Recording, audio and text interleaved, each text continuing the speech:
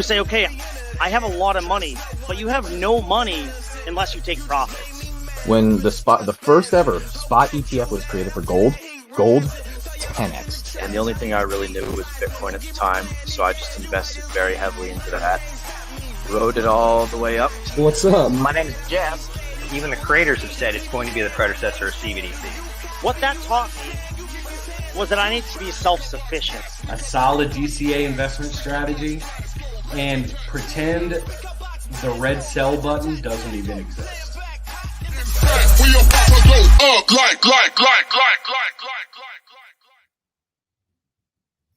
Welcome, you filthy freaking degenerates, man. Welcome to another episode of the DGen Roundtable. I will be your host for today's show and joined by my very handsome co-host, Zenith. What are you up to, buddy? How you doing? Oh, just letting all these degens out here know that the workday isn't even over in some time zones. So if you're here, you're either on the East Coast or you're really invested in this, or you might be time thefting from your Orbalords on the toilet, taking that 30-minute poop. Who knows? I'm just trying to get away from the boss man. It's like, man, I need to get a break from. No, I'm stoked to be here. We got a fun topic to talk about, and you clipped a bunch of stuff from the Illuvium State of the Union address. So happy to talk about that and any other game-related stuff we want to. I guess this might end up being one of our nerdier streams per se, because I think we might even get into a little bit of like game design talk, which I'm kind of excited to chat about. Yeah, absolutely. So like Zenith said, we are going to be going over Illuvium's State of the Union address. So this is something that they do a few times actually throughout the year. And this is one of, I guess this would be their Q1 meeting where they basically go over the progress that they made with the games, and then they go over a little bit of the roadmap for 2024. And what I really liked in particular about this Q1 address is that if you've been involved with the game and with the company for a significant period of time, some people I know have been invested in the studio since they released, I believe back in 2021. It was either 2020 or 2021. And so obviously a lot of people have been able to beta test, have had access to early releases of the games. Right now we have Arena already released and the Epic's Game Store. Some people have been able to access Overworld, and a lot of the concerns in particular with Illuvium that not only the fans but the player base that they've built over the past few years, they actually address in the State of the Union. And I know that seeing something like Palworld, Zenith, if you recall, I spoke about this a few days ago, that when Palworld released, I went into our chat and I told everybody Palworld is exactly what Illuvium would look like. And so like part of the reason why I posted that, me personally as an investor, right, I was worried that, wow, so Illuvium basically just lost the first mover advantage to Palworld. And so that on top of a ton of the other questions that the player base and the investors have been asking over the past year when it came to Illuvium, it would give us some peace of mind to know that Kieran has actually come on and answered a ton of those questions. Zenith, could you give me a little bit of insight as to what you thought about the State of the Union address in general, and just your overall thoughts about Illuvium, both as an investor and as a player? Because I know you already have some experience with Arena, right? Yeah, I've got a very limited amount of experience with Arena. By the way, Arena is actually free to play on the Epic Game Store right now. So anybody can go on there, download it, and start playing right now. They have everything from PvE with a little bit of a tutorial to actual PvP as casual or competitive if you desire. But yeah, the State of the Union was actually a pretty good stream. It was fun to see these two guys come on. Obviously, Kieran Warwick is one of the founders, CEOs. And then I think the other guy was Andrew Wall, if I'm not mistaken. He is the executive producer and hosts a lot of these streams. The stream was about hour and a half or so, hour 15, somewhere about in there. 88 minutes, yeah. Yeah, they covered a lot, though. And they covered everything from talking about what's going on in the game sphere with Palworld, the impact that's having, to also a lot of feedback that they've gotten from beta testers about the existing games, where they want to go, and what they honestly think is possible. So Yep, precisely. I got So before we actually start, so what we're gonna do today is basically we pulled a whole bunch of different clips from the State of the Union address. Like Zenith said, it's about 90 minutes long. It's very dense. They go into a lot of the technicals of the game, so we're not going to go over every single detail. What I did want to cover with you folks here today is basically the issues, the questions, and the concerns that a lot of investors and players have been having that Kieran and Andrew Wall addressed during the stream, because I think that's really the meat and potatoes and what a lot of people care about, right? But before we start, I'm going to go ahead and say what's up to the chat. Centurion says, good afternoon, Degens. Haven't been catching live streams recently. Glad to be here. Glad to have you here, my friend. Cassie Kelly, hello, my dear. Glad to have you. Dre, glad to see you on here, brother. I know Dre. He's been a longtime member of the chat over Telegram, and he says that he's not super duper interested in a GameFi just yet until he sees what they're gonna do with GTA 6. So, but hey, man, glad to have you here. I know we just spoke over the Telegram call earlier, but glad that you're jumping on, joining us here, brother. Dre, I have bad news. If you understand the speed of Rockstar Games development cycle, you may be waiting for the next decade before you see GTA 6. Yeah. Hey, Zenith, who's worse, Rockstar or Square Enix, man? I think it's Rockstar, man, because yeah. I'm not super familiar with Square Enix. However, those guys are in charge of all the Final Fantasy titles, right? Yes, that's correct. Final Fantasy and Dragon Quest. Okay, how many of each of those games do we have? A lot. Like just the answer is like over. series? The answer is over like at least 20, right?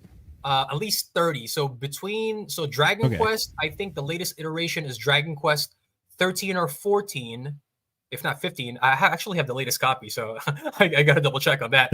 And Final Fantasy is up to 16, and that's not counting any of the big spin-offs, right? So yeah, between the two of those games, probably around 30 in the main series and probably up to 50 or 60 combined when it comes to the spin-off. So yeah, a lot between those two franchises for sure. I'm just saying, look at that roster, and then we have 5 GTA games. That's it. Yeah. Yeah, so I think for a long time I just kept seeing reposted memes about it's the scene from Breaking Bad where there's that like big guy who's just like sleeping on the pile of money, and it's like Rockstar currently in development for anything. It's just like, yeah, no, dude's just sitting on the pile of cash and not doing nothing.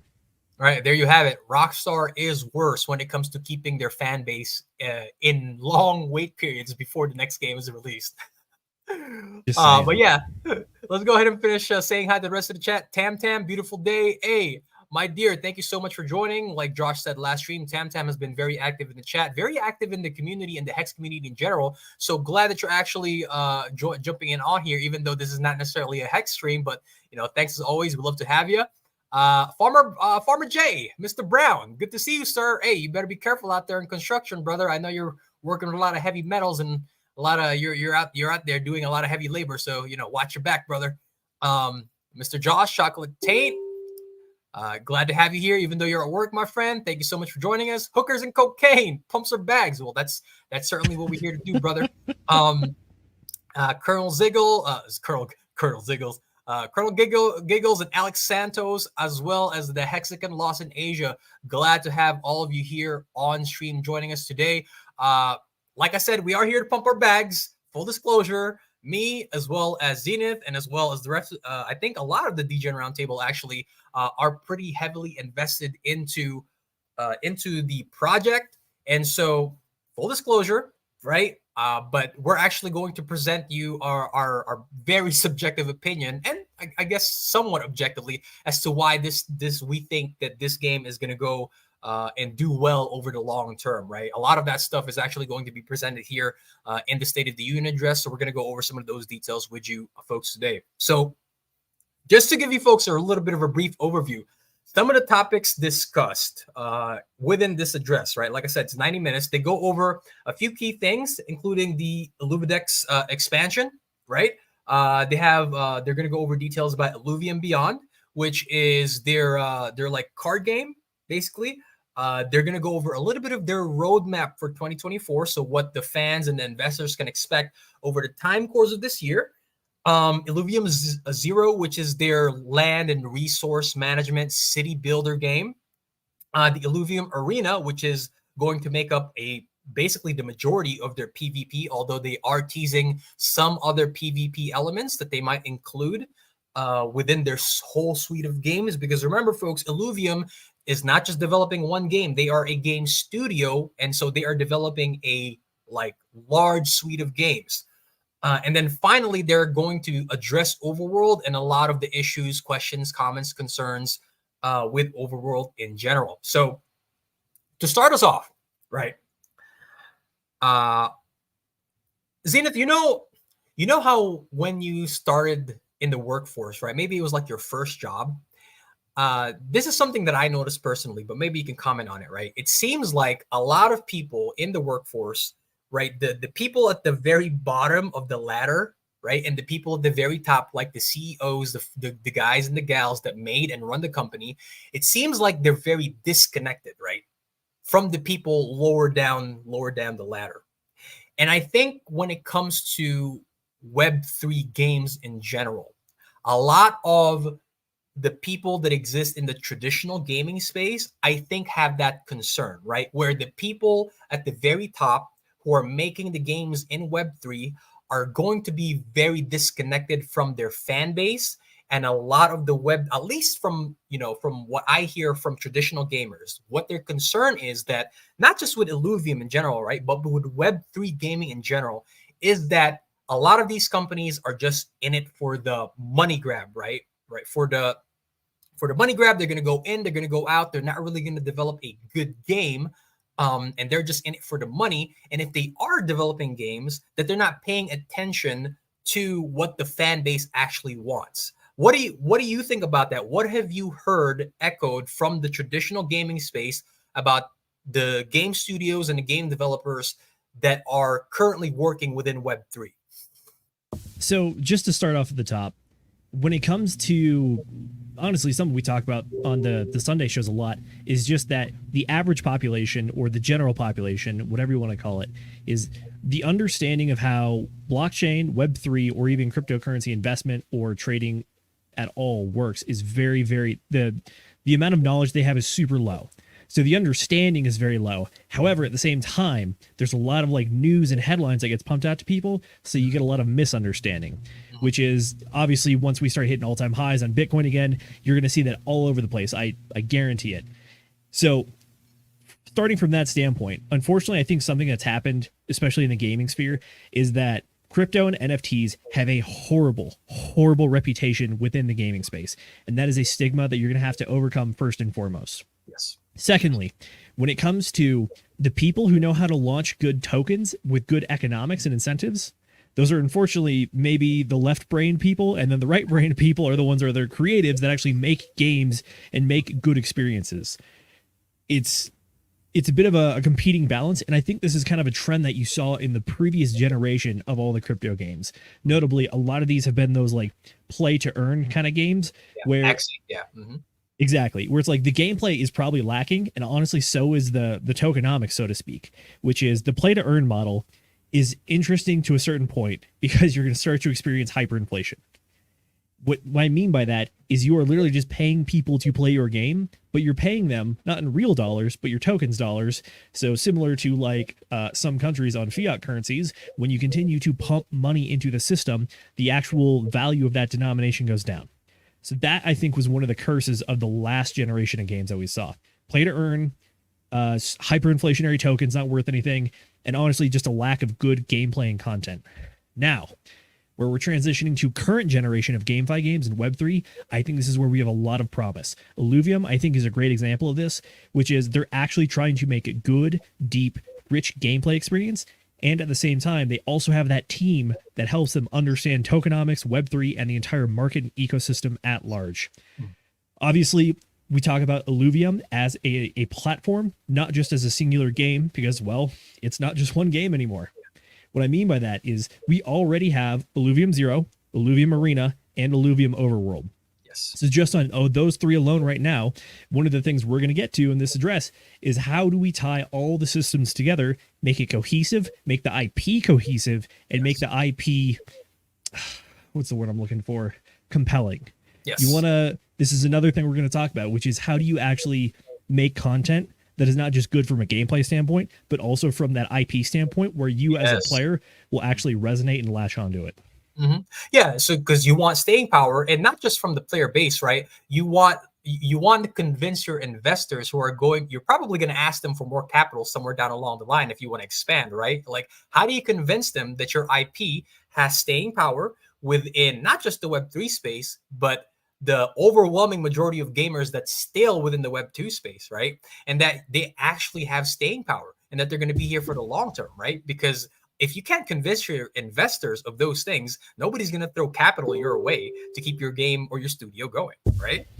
Oh, definitely. One of the challenges of the space is a challenge of the new kind of way of funding things. So previously, up until honestly the late or early 2020s, late 2010s or whatever, the way that you finance business was you either had money for yourself to pay yourself, or you had to go get investors or a bank to be the investor. Then in late 2010s and early 2020, we had crowdfunding get largely popular. Now with the development and the proliferation of crypto, we now have another arena or avenue to pursue financing, which is we're going to launch a token. We will pay you in the token.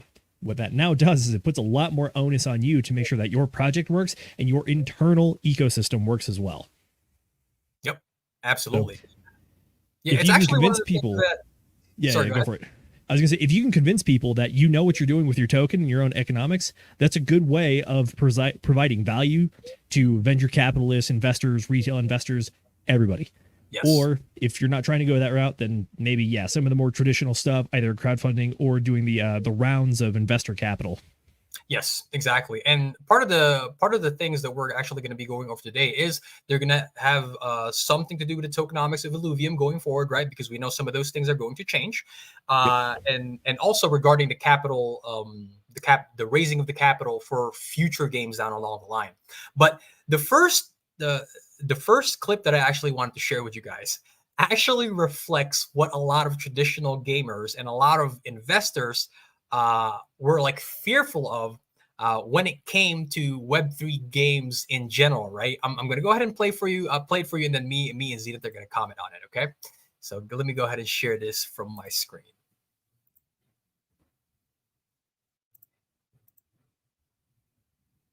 When we did our marketing research, Kieran, I was shocked to see that people were most interested in Illuvium Overworld, especially new players, folks that were discovering Illuvium for the very first time.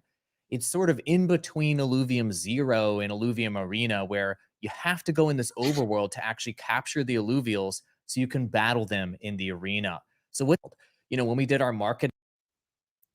So the thing that really got me, and this is at the very, very close to the beginning of the address, right, is that their very own producer, right? This is Eric Wall speaking, or sorry, Andrew Wall. Eric Wall is a different person, and he's supposed to be the executive producer in the game, right? And he said that during his market research of the game, he found it surprising that the overwhelming majority of demand, not just from the player base, right, but from people actually looking up the game. He was surprised to find out that the demand was the highest on Overworld, which has the creature capture elements.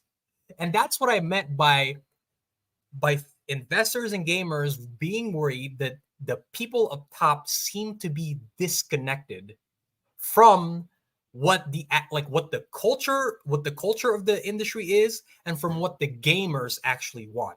Zenith, do you have any comments on that clip in particular? Definitely. So I can understand why you might lose perspective on something like this and actually be surprised that, like, oh shoot, this open world, more casual style gameplay is what people want the most. I would argue this is something that can happen to especially the Illuvium team, because for so long they've talked about trying to create a deep and comprehensive tight game with their auto battler system, and then they also backed it with a multi-million-dollar prize pool to incentivize people to actually start playing Illuvium competitively. And they've really been pushing that to try to create the competitive scene and also get more eyeballs and content creators and people actually trying to dive deep on the game and get invested into it. Yes. At the same time, though, that is your very, very, very invested crowd, and also the people that are trying to go hard and chase the prize pools or top spots on the leaderboard. That's not going to be everybody. you've seen it. You can definitely see this kind of thing with other games. I'm gonna bring in another franchise per se, which is Magic the Gathering. In the last like 5-10 years, they've had a massive shift because before previously they focused on the sets every year that came out. That was for their most competitive style play called Standard, which they ran large multi-thousand person events for, and then they shifted the entire company, the entire company focus to a more casual multiplayer format that they realized the majority of their player base was playing. But you never heard about them because they are the casuals. It's the kitchen table players, so to speak. It's not that very hyper vocal minority that's super invested in the game and cares about everything, but it is the large swath of the player base that makes up your customer pool. Yep, precisely. So for them to at least look back at their data and say like, oh, wow, we made a good game. We went very hard on it, but other people are even more interested in the other stuff we can do. That's good. It shows that they have the ability to adapt and reprioritize where they think their market share is. And that's good news for me. Yeah, absolutely. Right. And that clip right there represented a little bit of the concern, right? Because I think anybody who's been within this industry for a significant period of time, right, will know that the creature capture elements have been wildly successful, right? Pokemon a lot of people argue that Pokemon kind of stole from Dragon Quest, and to a degree, yes, they did. But flattery is the best, but copying is the best form of flattery, right? But Pokemon as a franchise has sold over, I got the number here, right? Over 480 million units worldwide since its inception, right? That is only second to another franchise that I'm sure everybody's familiar with, which is the Super Mario Brother franchise, right? So, as you say, those are the top 2 IPs in the world, I'm pretty sure. Yep, precisely. It's massive, right? So for the executive producer to come out and says, yeah, it's really surprising that people want the creature capture game more than anything else. That is like, okay, like here's exactly why a lot of people had the red flags, right? And I'm not just taking shots at Eric Wall, but like in Web3 in general. But now Kieran Warwick, who's one of the founder CEOs of the game, had a very fantastic response to Mr. Eric Wall. And this is kind of like, this kind of started the cascade of like, oh, okay, this is a guy who's actually not only knows his games, but knows the culture of gaming. I'm going to go ahead and play the clip for you guys here, because this was one of the things I was like, all right, man, this is giving me a lot of peace of mind for the future of Illuvium, not just as a player, but more importantly, as an investor.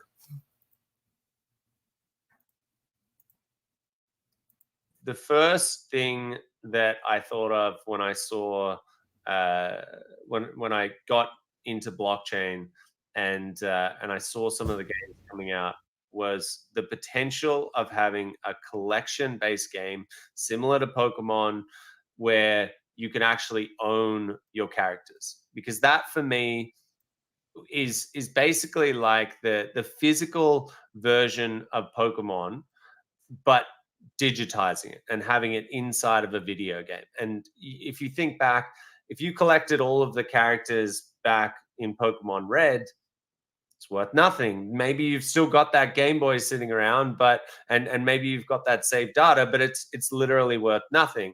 Whereas if you went and collected all of the physical cards and you had a couple of the really, really rare ones, like a Charizard or whatever, all of a sudden you're sitting on bank. And the first thing. Yeah. So what really stood out for me, so this was the clip in response to what Eric Wall basically, so I keep calling him Eric Wall, Andrew Wall said earlier, right? And so Kieran, as a founder, obviously know that people have this really great attachment to the creature capture elements in games of its nature, right? Because he knows that up to this day, people still go back and play the original red, blue, and yellow games because they just love collecting, catching, trading, and raising the Pokemon, right? And so, like he commented on the fact that for the players super heavily invested into those games, right?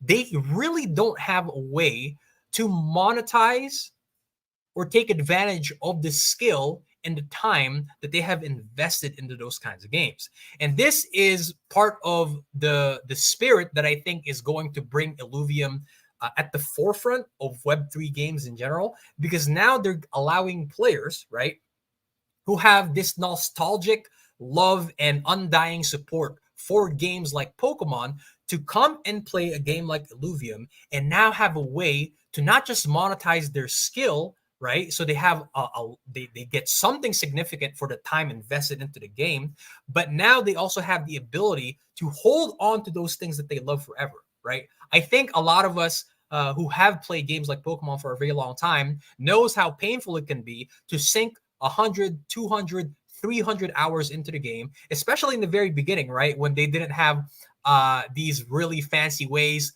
of like catching certain Pokemon, breeding certain Pokemon, getting the perfect IVs, etc. Like we didn't have a way to bring that stuff over, right? For example, look at Pokemon, the original Yellow, Blue, and Red, right? When the battery life died on those games, they're lost forever, right? You couldn't have any access to them anymore. But with something like Illuvium and Web3, right? Because all of these different assets exist on the blockchain and you're able to generate the NFTs from them, then you can hold on to them forever and you never lose them. And you could pass them on to maybe your children, something along those lines. What did you think about Kieran's comments in regards to Eric Wall's question earlier?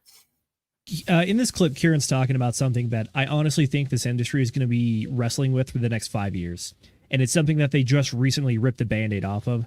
And it's a problem that has been plaguing the gaming industry for literal multiple decades at this point, and that is real money transactions. That is the idea that you can pay real money for in-game items, currency, whatever. In the past, this has been a very frowned upon thing. In fact, a lot of games even banned people if you like went on some sketchy website and bought some in-game stuff. I think one of the very famous examples of this was there was like some third world country that was playing RuneScape and farming green dragons to sell dragon bones to feed their families in real life by playing RuneScape and farming stuff. It got real wild.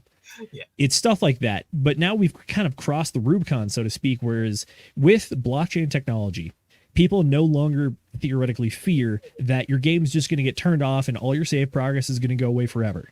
Now, what you have with blockchain and NFTs is the ability to tokenize your actual in-game object, and now you have ownership of it. You can move it around, you can sell it, and you can do whatever.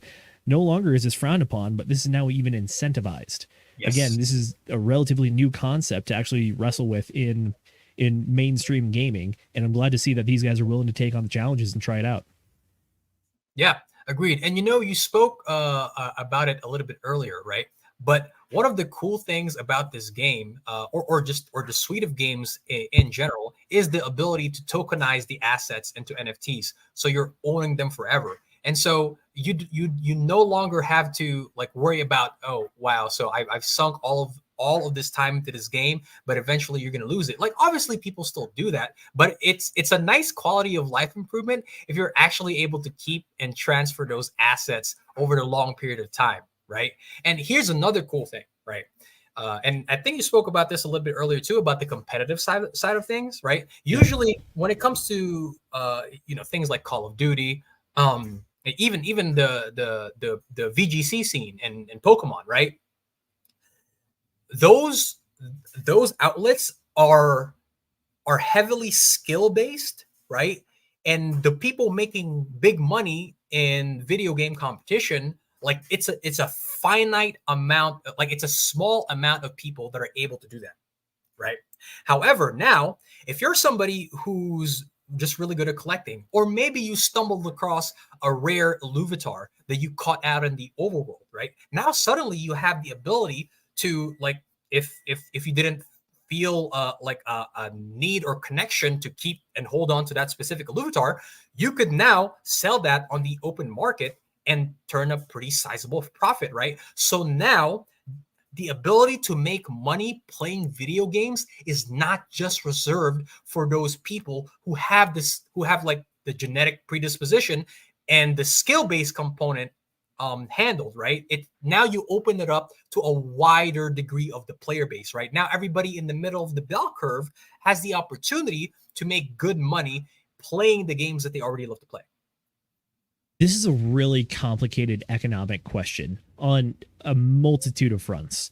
First off is you got to have mass adoption for your own game. Therefore, attracting competitive players or people looking to collect rare things, that's going to take some sort of mainstream adoption or at least large scale adoption to get at that point. Then, layer 2, you have to have in-game economic balance, which is that you cannot just have everything be worthless and you cannot have everything be inaccessible. You got to find that balance in between. Third layer, to go even deeper, is now that you have things that are actually worthwhile, okay, are they worthwhile because it's hard to get on a skill basis or a time basis? Are you chasing a drop from a boss that happens once every 1,000 raids, or is this thing only doable by 1% of your player base because those are the people that have the ability, the knowledge, and the skills to do it? There's so many factors that go into this. And then also additionally, meta chasing. The idea that your competitive scene theoretically is either going to get solved or it's going to shift over time as you try to combat getting a solved metagame. This When is it unfortunately solves, one of it shifts. When it gets solved, it shifts. when it Always. gets solved, it either shifts or it gets stale. It's one of those two. Unless the gameplay loop itself is very engaging and there's a healthy variety at the top. Sometimes you can see this with games that have kind of like a rock, paper, scissors style of play, which is that every play style has strengths and weaknesses, and then you could exploit some of them. This is very complicated stuff, and it's going to take a very delicate balance, and it's going to take active management to handle. So if you want to actually have an economy where it is possible for average gamers, maybe not to like make a living, but imagine this. You buy the new Pokemon game, you just want to play Pokemon, but at the same time, you just through the course of what you're doing, you magically come across a Pokemon that has like perfect EVs or whatever, which is that the genetic variance of the Pokemon means it's like in the top 1% of all of them. And you're like, oh wow, IVs didn't get it right. Sorry, EVs are EV training is different. I've been EV training on my cell phone because I still play Fire Red on an emulator on my phone when I don't have Wi-Fi. Yeah, I'm currently EV training an Aerodactyl that I just hatched. Nice. Thank you. So theoretically, as an average player, you might stumble into something like a shiny Pokemon even. It's something that's rare, and you don't need it for your gameplay, but you know that the competitive scene wants it. Yes. So you could theoretically recoup the cost of your initial investment for the game, which is like, what, $50 or something? Mm-hmm. Just by you magically found this one rare thing. You're like, I don't need it, but I know someone else wants it. Take it. Yeah, absolutely. There's opportunity, but at the same time, I'm just saying, it gets complicated. You got to know what you're doing, and you got to actively manage it. Yeah, precisely. Like that's actually a really good example, because me, when I play these games, I'm more for the competitive aspect, right? I'm not necessarily into the collection aspect. So if I come across like something super rare, but it has no viability in the competitive scene, then I really don't have any attachments to it, right? Because I'm not really concerned about completing the Illuvidex, right? I'm only concerned about the competitive nature of the game. And so me, as a competitive player, can go ahead and like, you know what? I'm going to go ahead and sell this to the open market and let the collectors bid on it, right? So it's like you open up all these different avenues to make a profit from playing the game. And it's not, like we mentioned, right? It's not just going to be isolated to the people who have the skill-based component down. True. Yeah. So, okay. So moving on to the next few clips. So this part of the conversation actually went over some of the future roadmap items that they have planned for Illuvium 0. So just a little bit of refresher for those of you who don't know Illuvium 0, that is the land-based resource management part of Illuvium, right? This is something where you buy the NFT, which is going to be the plot of land. You can mine it for resources, fuel, and elements. And the cool thing about those things is that the elements and the fuel are going to be used widely across the entire suite of games. So, for example, if you only like games like that, right? Like, what's Zenith? I'm not really familiar, but what's like a land resource management game that we can compare with Zero that exists in Web 2 right now? I was honestly thinking of like Farmville or Clash of Clans, honestly. Because both of those things are like, cool, you got to manage your plot of land. It's going to take some time. You got to harvest resources over time.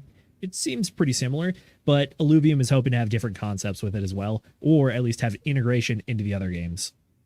Yes, exactly. So like, let's say you're just a player who only like games like Clash of Clans or Farmville, right? You like, well, let's use Farmville because Clash of Clans can be a bit stressful. With all the rating and all that. Oh, we'll talk about that later on. Don't worry, we'll get there. But let's say you just want to play a cozy game, right? You're home from work, you want to de-stress, you want to go out and farm and raise your sheep, right? Well, Illuvium Zero is kind of like that. Let's say you're the type of player who just wanted to play that aspect of the game, right? You can still make money, you can still have fun playing the game, but because the resources that you mine from Zero are going to be used in every single aspect of Illuvium as a game, right? Like that's going to be across every single game that they're going to develop, right? Because Kieran, especially here, has made it very clear that we are going to give our players the ability to use every single asset, right? That they get from playing our game. They're going to be able to use that for all the other games. So you're never going to have to be starting from scratch, right? So you could be a player who's like, well, I don't want to play the other games. I just want to play Zero. Well, that doesn't mean you're stuck out of the loop when it comes to making money from your time invested, right? You could still make money, right? So here's a little bit of so this actually goes over a potential airdrop for the landowners who have been painstakingly farming and building the plots of land that they have for Zero. Because so if you guys don't know, and Tracker actually told me about this, that Illuvium Zero, right? Every single iteration of the pre-release, at a certain point, the developers were like, "Yeah, guys, we're gonna reset everything, and you're gonna have to redevelop the plots back from ground zero." And this is going to happen once the actual game is released and made to the public, so everybody starts off in a level playing field. But for those who have contributed their time, Kieran teases a potential airdrop for their loyal player base. So let me go ahead and share that clip with you guys here.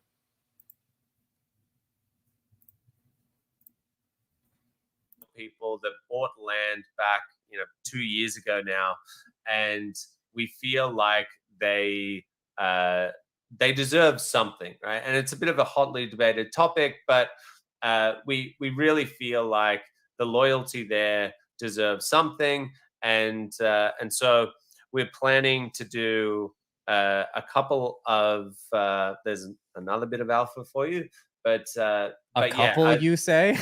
Yeah, a couple of fuel airdrops where you'll get a crate if you're holding land.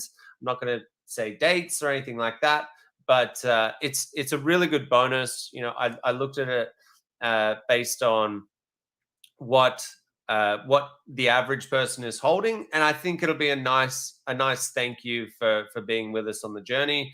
And so we're looking to get that out. There's been very, very loyal people.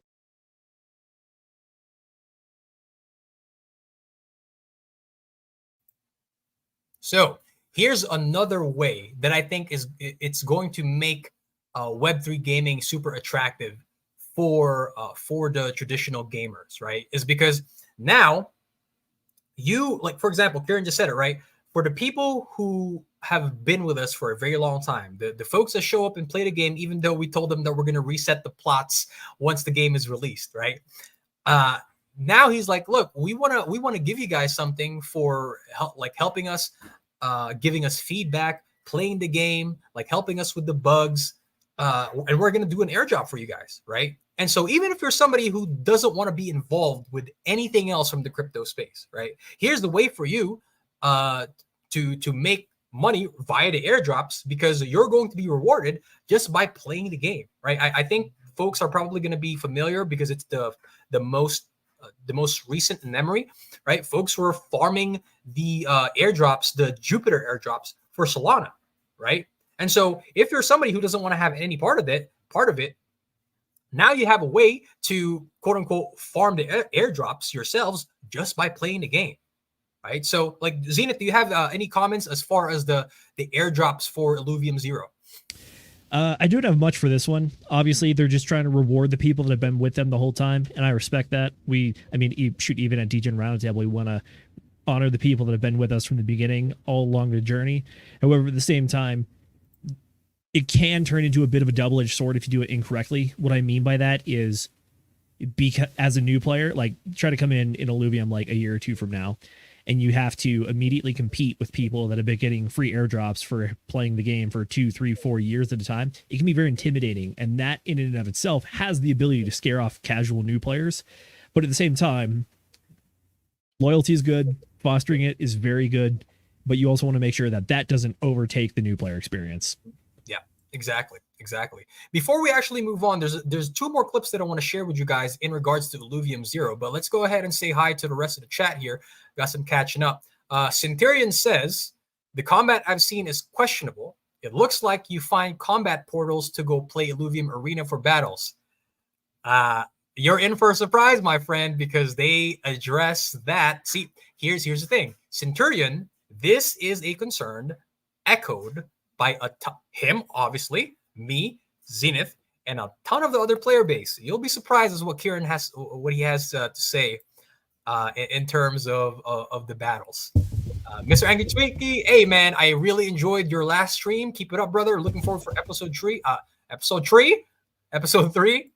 Thanks for hopping in and joining us, brother. Cassie Kelly says, good point. Honestly, the game cartridges are worth something still, but having caught everything completed the game adds nothing value otherwise. Exactly. Yep. Let's see. Brown, you're all a bunch of crayon eating nerds. I don't eat crayons, but I am a self-proclaimed weeb. Yeah, Brown. We the nerds over here. My man. Hey man, those should be graded. Like you got some. We're the nerds over here. If you know, you know. Yeah, right. Danny Boy says, my coworkers are waiting for the Overworld, I'm assuming he means, and Zero ILV to launch. They are not fans of Arena. Hey, look, Danny Boy, I can understand, right? But that's one of the things that we mentioned. If you're not a fan of Arena, you might be a fan of the others. But I think we can convince them of Arena, because Kieran actually also talks about something that they're thinking about doing with Arena that's going to make it a lot more attractive for other players. Centurion asks, will we be able to send Illuvials to your land to work like how you can have pals work in Palworld? That would incentivize landowners to sell gas for farming Illuvials.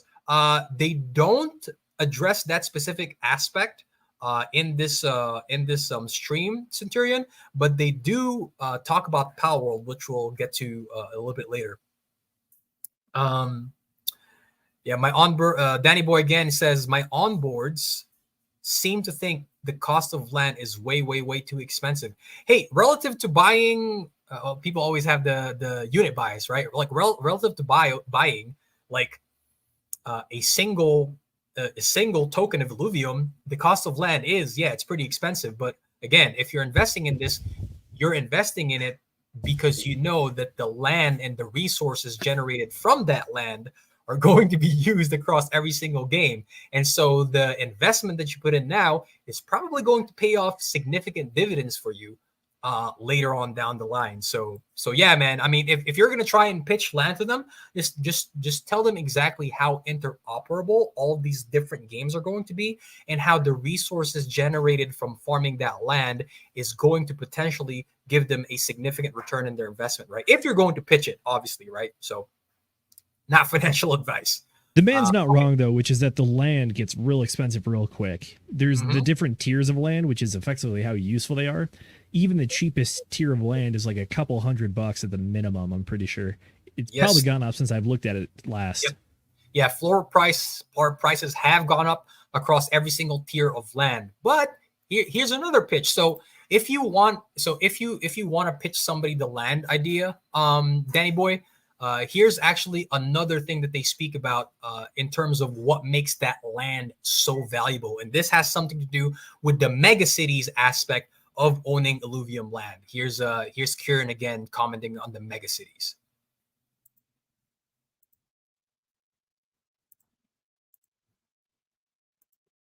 Combine a series of plots, and you increase the production from that. But it also unlocks some exciting new structures, which sort of brings us into the idea of having mega structures, and they're really, really cool. I won't go into too much detail, but think like spaceports and forges and stuff like that. It's basically where you can combine a series. So they're going to expand it. It's exciting. Yes, exactly. So like I was alluding to earlier, right, Danny Boy, one of the incentives for actually purchasing land is down along the line. You're going to be able to combine plots of land that are maybe close to very specific resources and elements into mega cities, right? And so if you're like, imagine you're producing a significant amount of resources and elements, right? Elements and fuel from that land. When you're able to combine them into something called a mega city, you get a multiplier, right? You get a multiplier when it comes to actually farming those resources. So you didn't actually have to do or purchase anything new.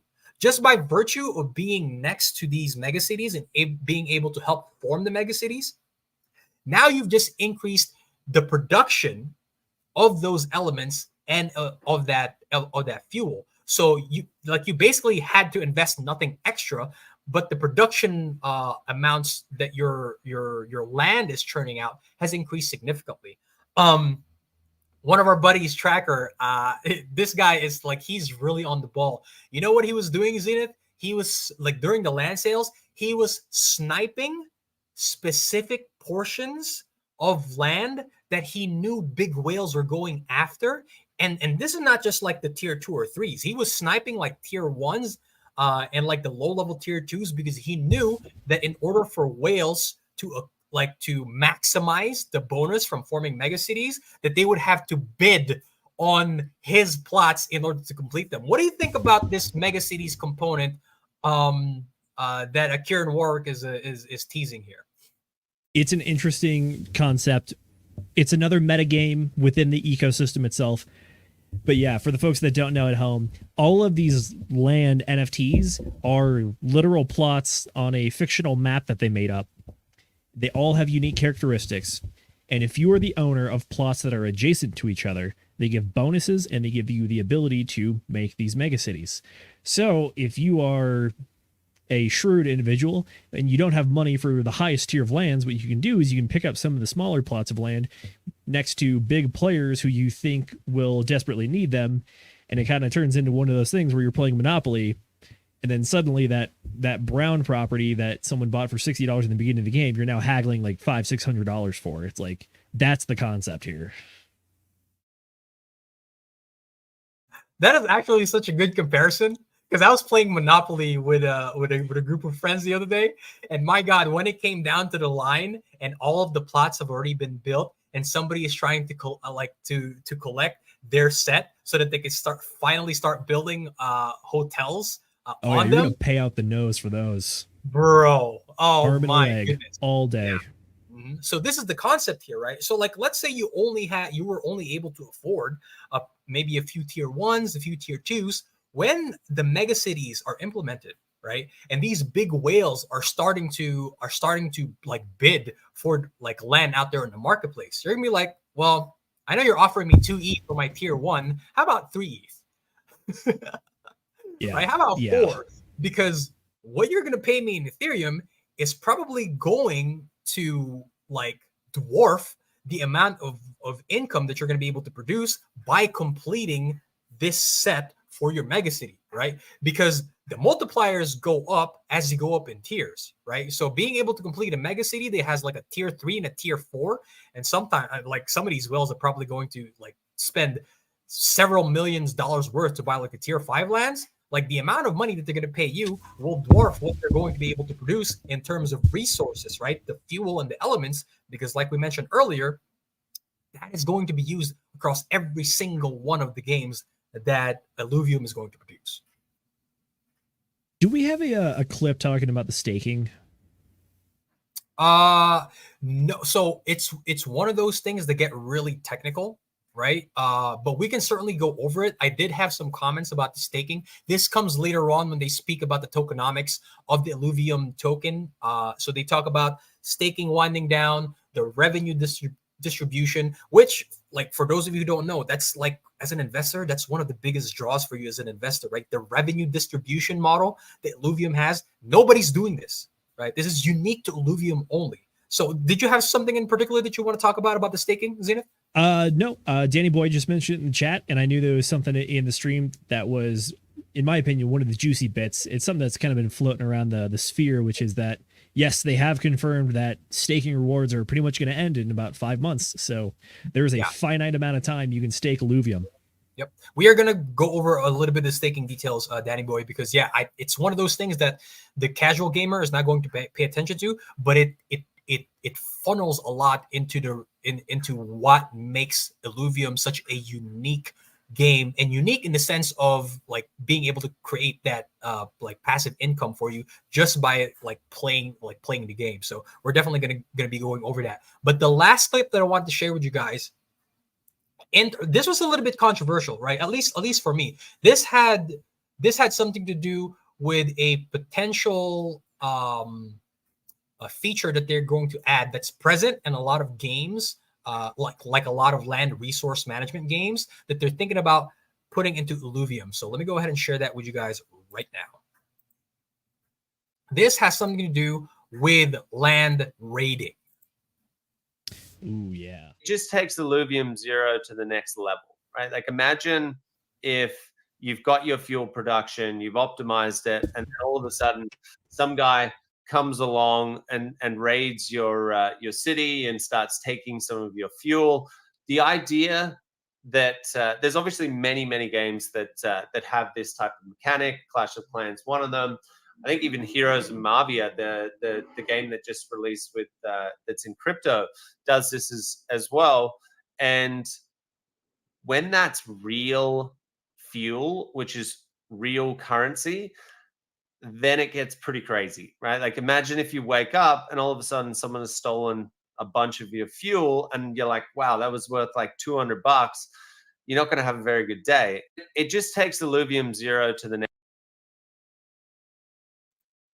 Okay, Zenith, I'm going to throw it over to you the Clash of Clans. What is your personal opinion as a player on things like land raids?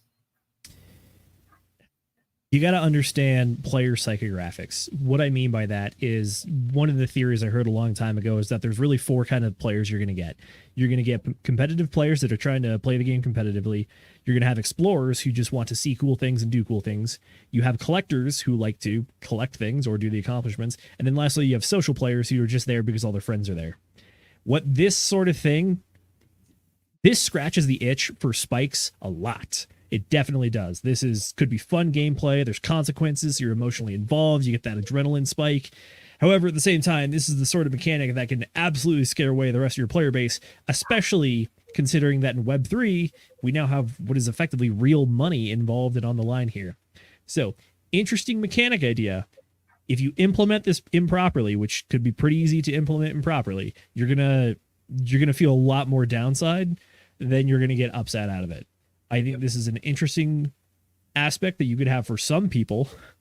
I know Jay's going to talk about that in a bit, but I like pushing boundaries. I like exploring, and I like trying new things, but at the same time, understand that you're asking people to actually have skin in the game now, and that could turn into a dangerous thing.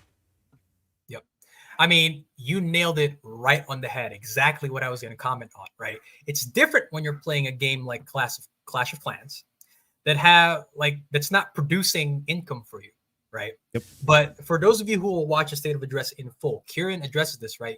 And he mentioned a little bit during the clip. You might go to sleep, right? You spend a whole day generating resources and fuel from your land, right? You're happy. You wake up, somebody's raided your shit, right? How would you feel after investing not just the time, because you obviously put up the Ethereum to buy the plot of land, you've invested a significant amount of time, right, and effort to farm the land, and the Mongols came and stole your sheep. They stole your camel, R.I.P. Camel Noon. forget They stole your wheat. They stole your tools. That's exactly like Zenith said. It's a potential. If you implement this wrong, right? That's the kind of thing that will scare off casual players, right? Because this isn't just a game that you pay $50 for anymore, right? This is a game that you're going to invest a significant amount of money into, right? Some people thousands, tens of thousands of money into, right? Because they know that they can make an income from farming the land. And somebody comes in and steal your shit? I don't think so, right? Especially considering the fact that I guarantee you things like guilds are going to become a thing with Illuvium, right? If these guilds accumulate a large market share of very skilled players and they just start raiding the casual players' lands, stealing their money, stealing their resources, not a good idea, right? So that's what I meant by this thing being a little bit more controversial. But here's the cool thing about Illuvium and the team, right? Everything is voted on by a council, right? And so they're not just going to throw something in the game because Kieran thought it was cool, right? Everything is being voted on by a council, right? And so at the very least, the fact that they've been very careful and very attentive to what the fan base is giving them in terms of feedback, that if enough of the fan base say, hey, this is going to be an issue for casual players, I think at the very least, if they implement this, they're going to possibly give the casual players who just want a relaxing farming land resource management game to opt out of the raids, right? Like my plot of land, you're not going to be able to raid it, right? So I think if it was an opt-in feature, I think that's something that could, like, you could implement it and it's not going to hurt and scare away the casual gamers. What do you think about that one, Zenith? It's possible. This is, in general, you could try to do a risk assessment on this, which is that by implementing something like this, even doing it as opt-in, are you going to get more out of it than you're going to lose out on by doing so? And you can either do that on number of players or number of players times the severity of the increase or decrease. There's lots of ways to measure this kind of stuff. I think that it might be a Pandora's box you don't want to open. However, at the same time, if you are the only place that does something like this, it could be that unique aspect that draws people in that they can't get anywhere else. Sorry, am I talking out of both sides of my mouth on that one? No. It's risky, but it could be good. Me personally, I would not want to see a game with hard assets up for grabs because I'm not sure how good of a gameplay mechanic theft is, but yeah. Exactly, right? And so now the question becomes, is the team as a studio, do they care more about, because there are games like this, right? There are games, especially like Japan is notorious for this, with their pay-to-play games. Those games do make a ton of revenue. They do survive, but they don't have staying power. And the only people that stay to play are the people that have the money to invest in the best characters, the best equipment, etc. So is there a market for it? Yes. But if, and I think, I'm making an assumption here based on what I've seen with Illuvium and the team, that they are a studio that wants to bring traditional gamers into the fold, right? And I think doing something like land raids where people are going to lose not just time, but now money, because you have a lot bigger guilds, more skilled players coming in, raiding your shit, I don't think they're going to go that route, right? Or at least they might, like Centurion Centurion 54, he recommended something. Maybe they implement something like this. He says, I could see a bank or vault that you can upgrade on your land to secure your assets, but anything over that amount can be raided. That would promote people not to hoard their resources, right? So they could implement something like that. Danny Boy put something really funny here, right? You talk about people putting, like, I remember pulling all-nighters playing Call of Duty, playing Resident Evil back in high school. He says here, basically, I would be wired to my land 20 hours a day. Can you have property alarms texting you, waking your ass up, that there are trespassers? So yeah, like you talk about being an adult, like putting all-nighters into games. This could definitely feed into that if they decide to implement something like land raiding, right? Like you're gonna have to really be zoned in to your plots to make sure that if you have raiders coming in to try to take your shit, that you're gonna be like up and about trying to protect your livestock and trying to protect your resources. So For sure. I got to say, Centurion had a really good comment on this, which is that these game mechanics are not black and white, good or bad. There is always nuance, and you can always get creative with this stuff. Depending on how complex you want to get, that's really going to be the question. But also the underlying thing is that you can try to find the ways to incentivize people or disincentivize, basically reward and punishment, or try to find those little like psychological tricks that humans are naturally kind of prey to, which is that with a rating mechanic, are you worried about loss or are you excited about gains? Are you trying to get something or are you trying to keep all of the crabs in the bucket per se? So there's lots of ways to skin this cat. Theoretically, you could just like not reduce you couldn't steal anything, but you would be rewarded for doing a good job of like destroying like a base or something like Clash of Clans. But then at that point, it's less of like taking and more of just like competitive gameplay with like a leaderboard. I don't know. But like I'm saying, there's lots of ways to handle this.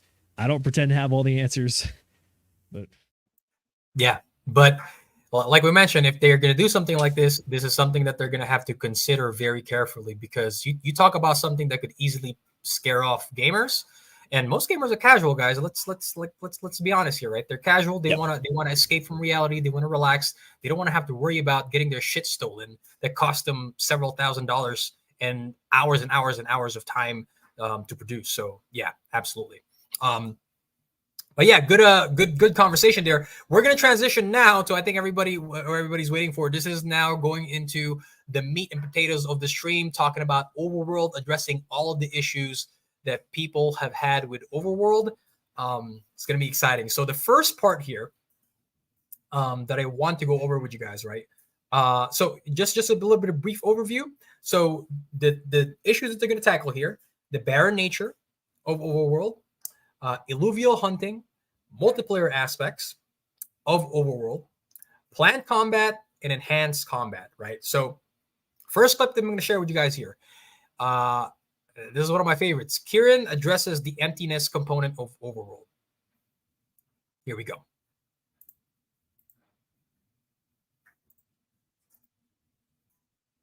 Absolutely no secret that we've had a lot of feedback saying that the overworld is empty.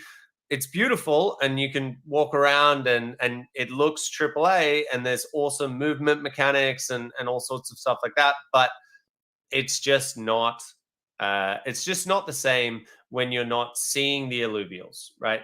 It's absolutely no secret. So case in point, I mentioned earlier, right, that Kieran is obviously somebody who knows, like, he has his pulse on the gaming culture, right? Because now being able to see, like, he knows that not having any alluvials on the overworld could possibly be detrimental when one of their goals is to bring players in and for players to develop that connection with the assets which are basically the alluvials. Zenith, what are your comments on, what are your thoughts and comments specifically about what Kieran had to say about the presence of alluvials on the overworld? So the presence of alluvials does a couple of things. One, it actually engages with the IP, because the IP is not an empty world to run around in. The IP is the alluvials that you interact with and battle with. I think Kieran does have his pulse on the gaming scene, like he said. And if he did, then one of the things he's going to remember is the downfall of Starfield, which is that a lot of the complaints about Starfield was that you can go 5-10 minutes without even finding a new planet in your star system. And then even then, you can find planets that are completely barren. Granted, Starfield also definitely stepped in it by saying, like, yeah, planets, some of them don't have anything. Do you think Neil Armstrong found anything on the moon other than rocks and dirt? It's like, that is a terrible point. You're correct. However, you made this thing and you made it be bad, so that's on you. I don't think they want to make Illuvium be bad. My understanding is that Overworld is definitely, they're focusing a lot more on some of the core basic gameplay, which is movement, the world exploration, and then making sure everything looks good, feels good, and works together and doesn't crash, because that's another thing that has been notorious in the gaming scene lately, is unfinished projects launching with bugs and crashing. Yes, precisely. And here's the thing, right? I want to bring up one of the earlier comments by Centurion, because this is the point that Kieran just addressed, right? He says, the combat I've seen is questionable. It looks like you find combat portals, then go play Illuvium Arena for battles. Well, the next clip, Centurion, that I'm going to share you is Kieran talking about exactly how he felt as a player when he saw Illuvials on the overworld, because they did actually test it. And he felt the difference that it could make versus just going around and seeing those transparent waves versus actually interacting with the creatures on the world map. Share that with you guys right now.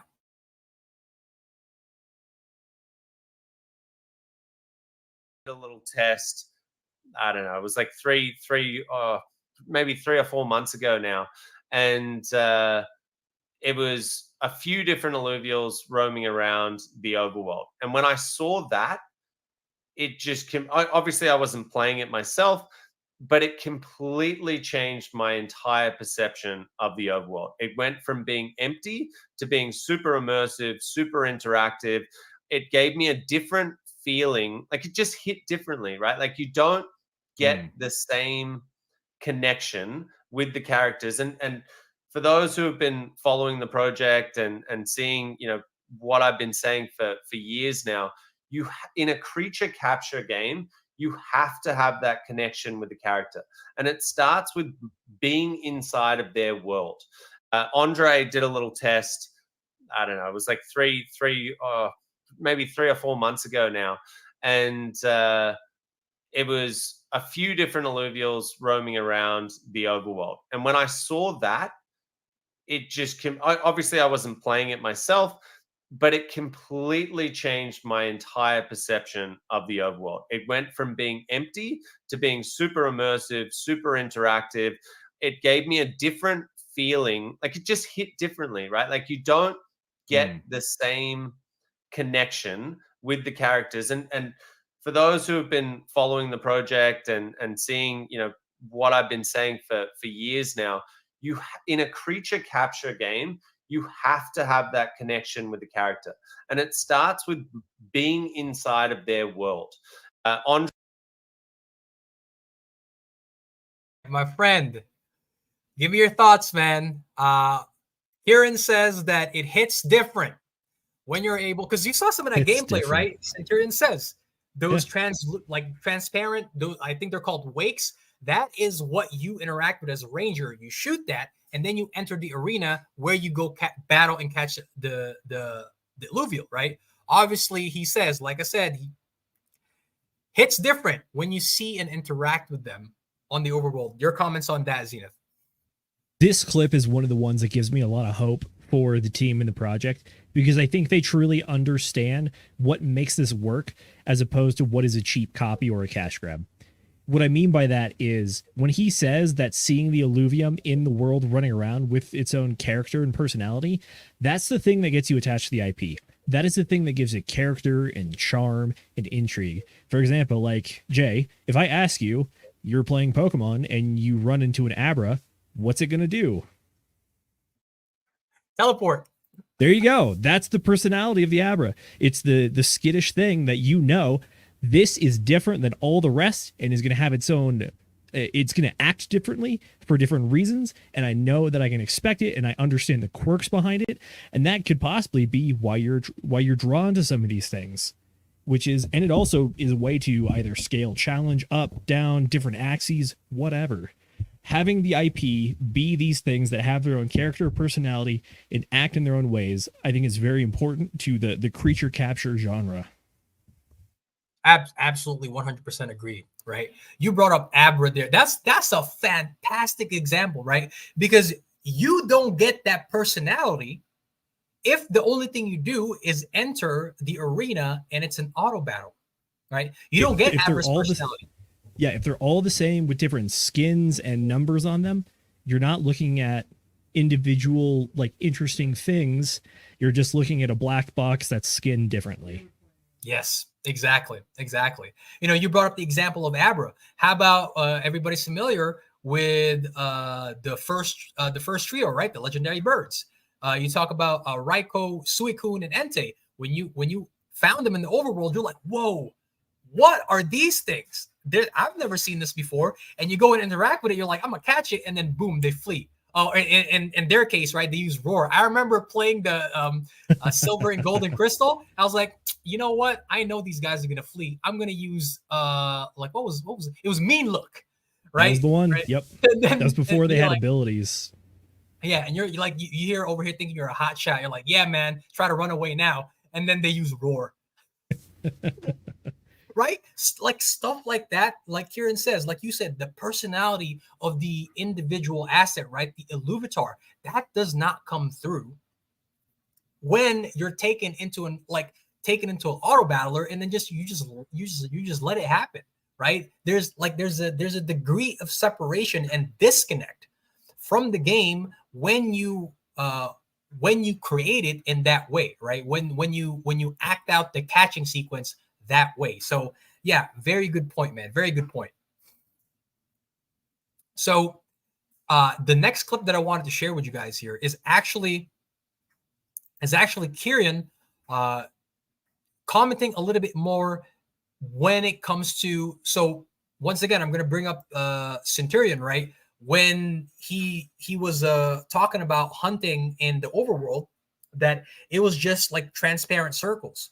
But Kieran actually comments on being able to hunt illuvials, right, on the overworld in person, as opposed to just seeing those wakes, right? So here's a Kieran commenting on the hunting tracking component of illuvials in the overworld when they're present. I'm going to share that with you guys right now.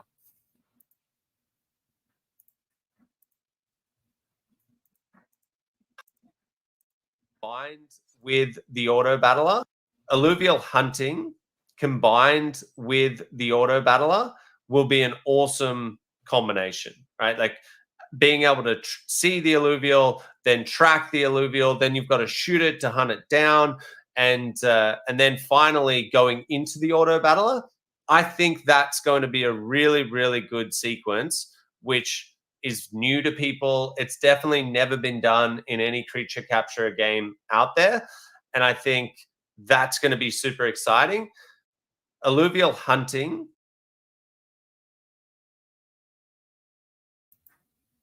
Obviously, that makes people a little bit more excited, right? If you're able to hunt the alluvials in the overworld. But he brings up the auto battler there, right? And we've already spoken about the auto battler to some regard. Zenith, what are your thoughts on something like the auto battler? And you have experience with this because you played Arena, right? What are your thoughts on something like the auto battler? Is that something that you think will make a connection with player, or do you think, like my opinion of it is like you're way too disconnected, right? You don't allow the skill component to come in, so I'm not really a fan of it. What are your thoughts on something like the auto battler for not just catching and hunting, but for the other game like Arena? So using the auto battler in the Illuvium overworld to interact with the actual Illuvitars or whatever and catch them, that's an interesting concept, and it changes the gameplay loop. It makes it unique in its own aspect because it uses their own mechanics inside of their own IP. I like that idea. I will fully admit that me personally, I am not a huge fan of the auto battler style of gameplay. And I think that's just more of a comment on who I am as a gamer and what I want. If you are someone who likes strategy games and likes to think things out and try to plan it out, I think this is definitely your more of your style game. Me personally, I'm notorious for playing a lot of first-person shooters, Escape from Tarkov, and other games where it's very much real-time interaction with me. I'm in full control all the time. Like I will say, like one of my favorite games of all time is Titanfall 2 because it has different, I love it. RIP the servers though. Oh my gosh. I love that game because the gameplay loop is so much fun. I love the experience of there's the pilots and the giant titans, and you fight each other as pilot versus titan, and even pilot versus titan. It's all that stuff. That's full control for me. An auto battler system, I will admit, is very deep. It's very thought out. There's a lot going on here. If you want to get deep in the weeds and really think about it, you absolutely can. Just understand I'm more of the Unga Bunga type. Yeah. And you know what? It's a concern that he actually addresses further down along the line. This is going to go when we share with you guys some clips about Illuvium Arena in particular. But, you know, the guys like me and Zenith who are not technically really big fans of auto battlers, Kieran actually addresses that as well. But, you know, just to give you guys a little bit of perspective, coming from the type of players like me and Zenith are, here's something that I wanted to share with you guys really quickly, right? So this is a clip from a game some of you might be familiar with. This is one of the biggest titles over the last few years. This is Monster Hunter, right? And so here's something you can compare with, right? When you're actually out in the overworld, hunting and battling the monsters, right? The marks in person. Take a look.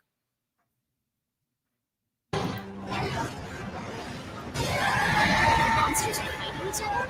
Maybe we can use this to our advantage.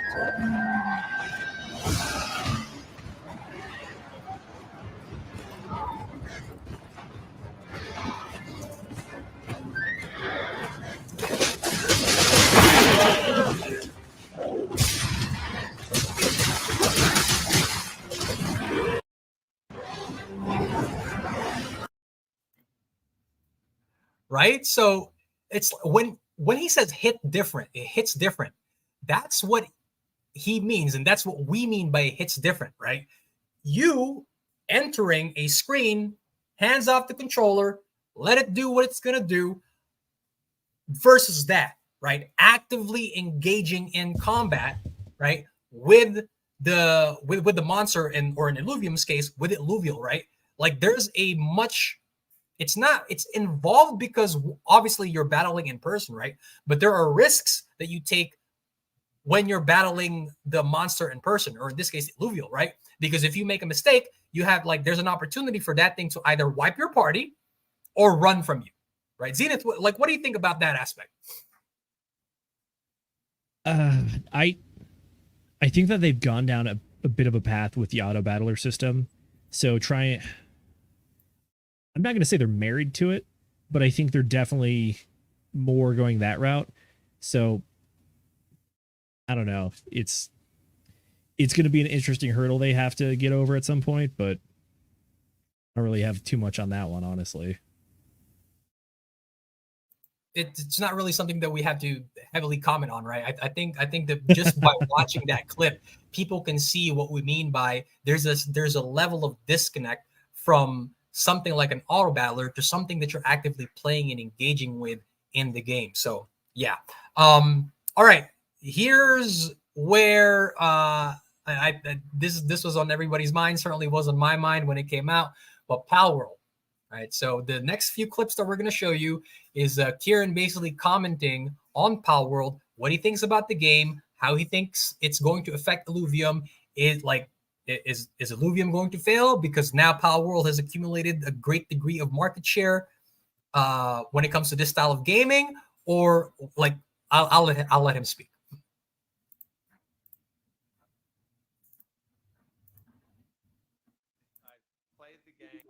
It's a lot of fun, and it's just validated the thought that I had back 3 years ago. If you create a Pokemon-like game and you combine it with NFTs, that people will actually want to play it. Now, Palworld doesn't have NFTs. Weirdly enough, it's developed by a guy who's into crypto, but it says to me that people want to play creature capture games. I've played the game. I think it's a lot of fun. And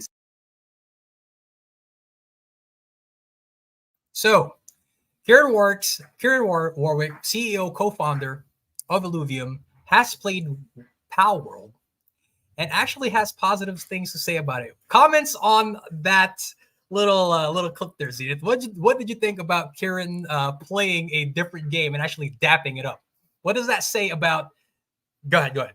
I'm a big fan of when professionals tip the hat to each other and acknowledge, like, hey, that was a great move you made over there. I like that a lot, even if it is not necessarily in their best interest. And I think that's what the team is doing here a little bit. I'm not even saying that Palworld existing is hurting Illuvium.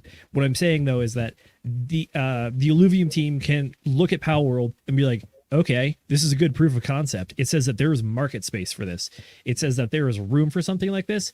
And also, theoretically, the various notorious lawsuit-heavy Nintendo is not going to try to kill you over this one. So, Well, you know what's funny? I think the reason precisely the reason why Nintendo can't go after like IPs like Palworld is because they know at the very bottom of their souls that they also like took I'm not gonna say steal, I'm gonna say took inspiration and put their own spin on it, right? Because a lot of people like have made the point. Yes, okay, you have an issue with Palworld taking inspiration from Nintendo, and they put the Dragon Quest monsters, right, that Enix created, and they compare it side by side by a lot of the Pokemon that we know and love, and there's a significant degree of similarity between Pokemon and the Dragon Quest monsters, right? So it's like people are always going to take inspiration from other IPs, but as long as you're going to take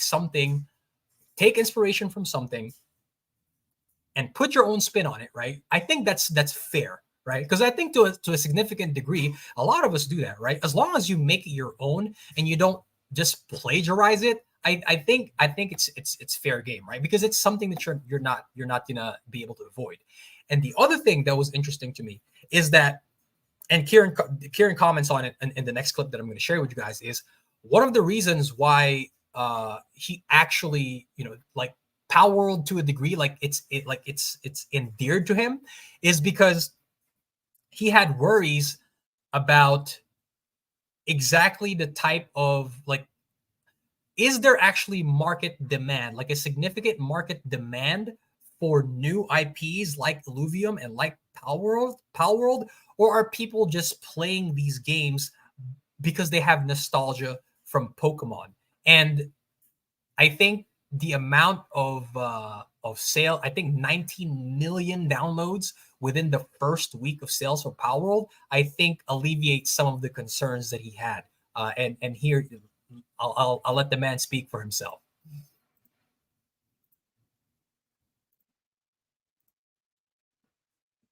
Thing that was kind of like freaking me out a little bit, if I'm being honest, is I didn't know if that was just the nostalgia that people were getting from Pokemon. And I thought, like, what if there just isn't a way to create your own IP that people like going out and collecting in an overworld?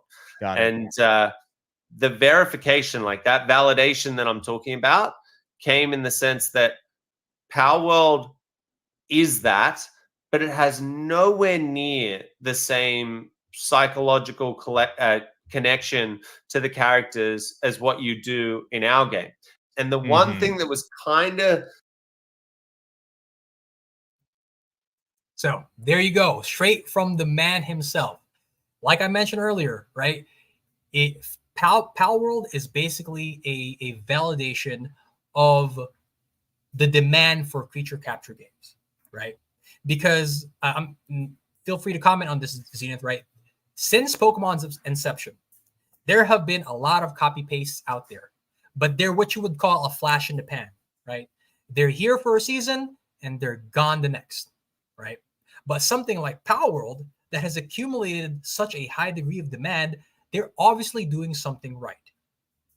Because I think, I don't know if you're familiar with the developments from Nintendo and Game Freak, Zenith, but a lot of the complaints that the player base have with Pokemon in general, especially with Scarlet and Violet, is that, and why a lot of people like Palworld, is that Palworld is the game that Scarlet and Violet should have been, right? Because what Nintendo and Game Freak gave the player base with Scarlet and Violet was a very rough around the edges, bare bones game that should have been better, right? Especially coming from a company like Nintendo, who obviously has the capital and the resources to allocate to develop a good AAA game, right? And so anybody out there who's worried about creating a creature capture IP and think, are we going to be able to compete with somebody like Game Freak and Nintendo and Pokemon?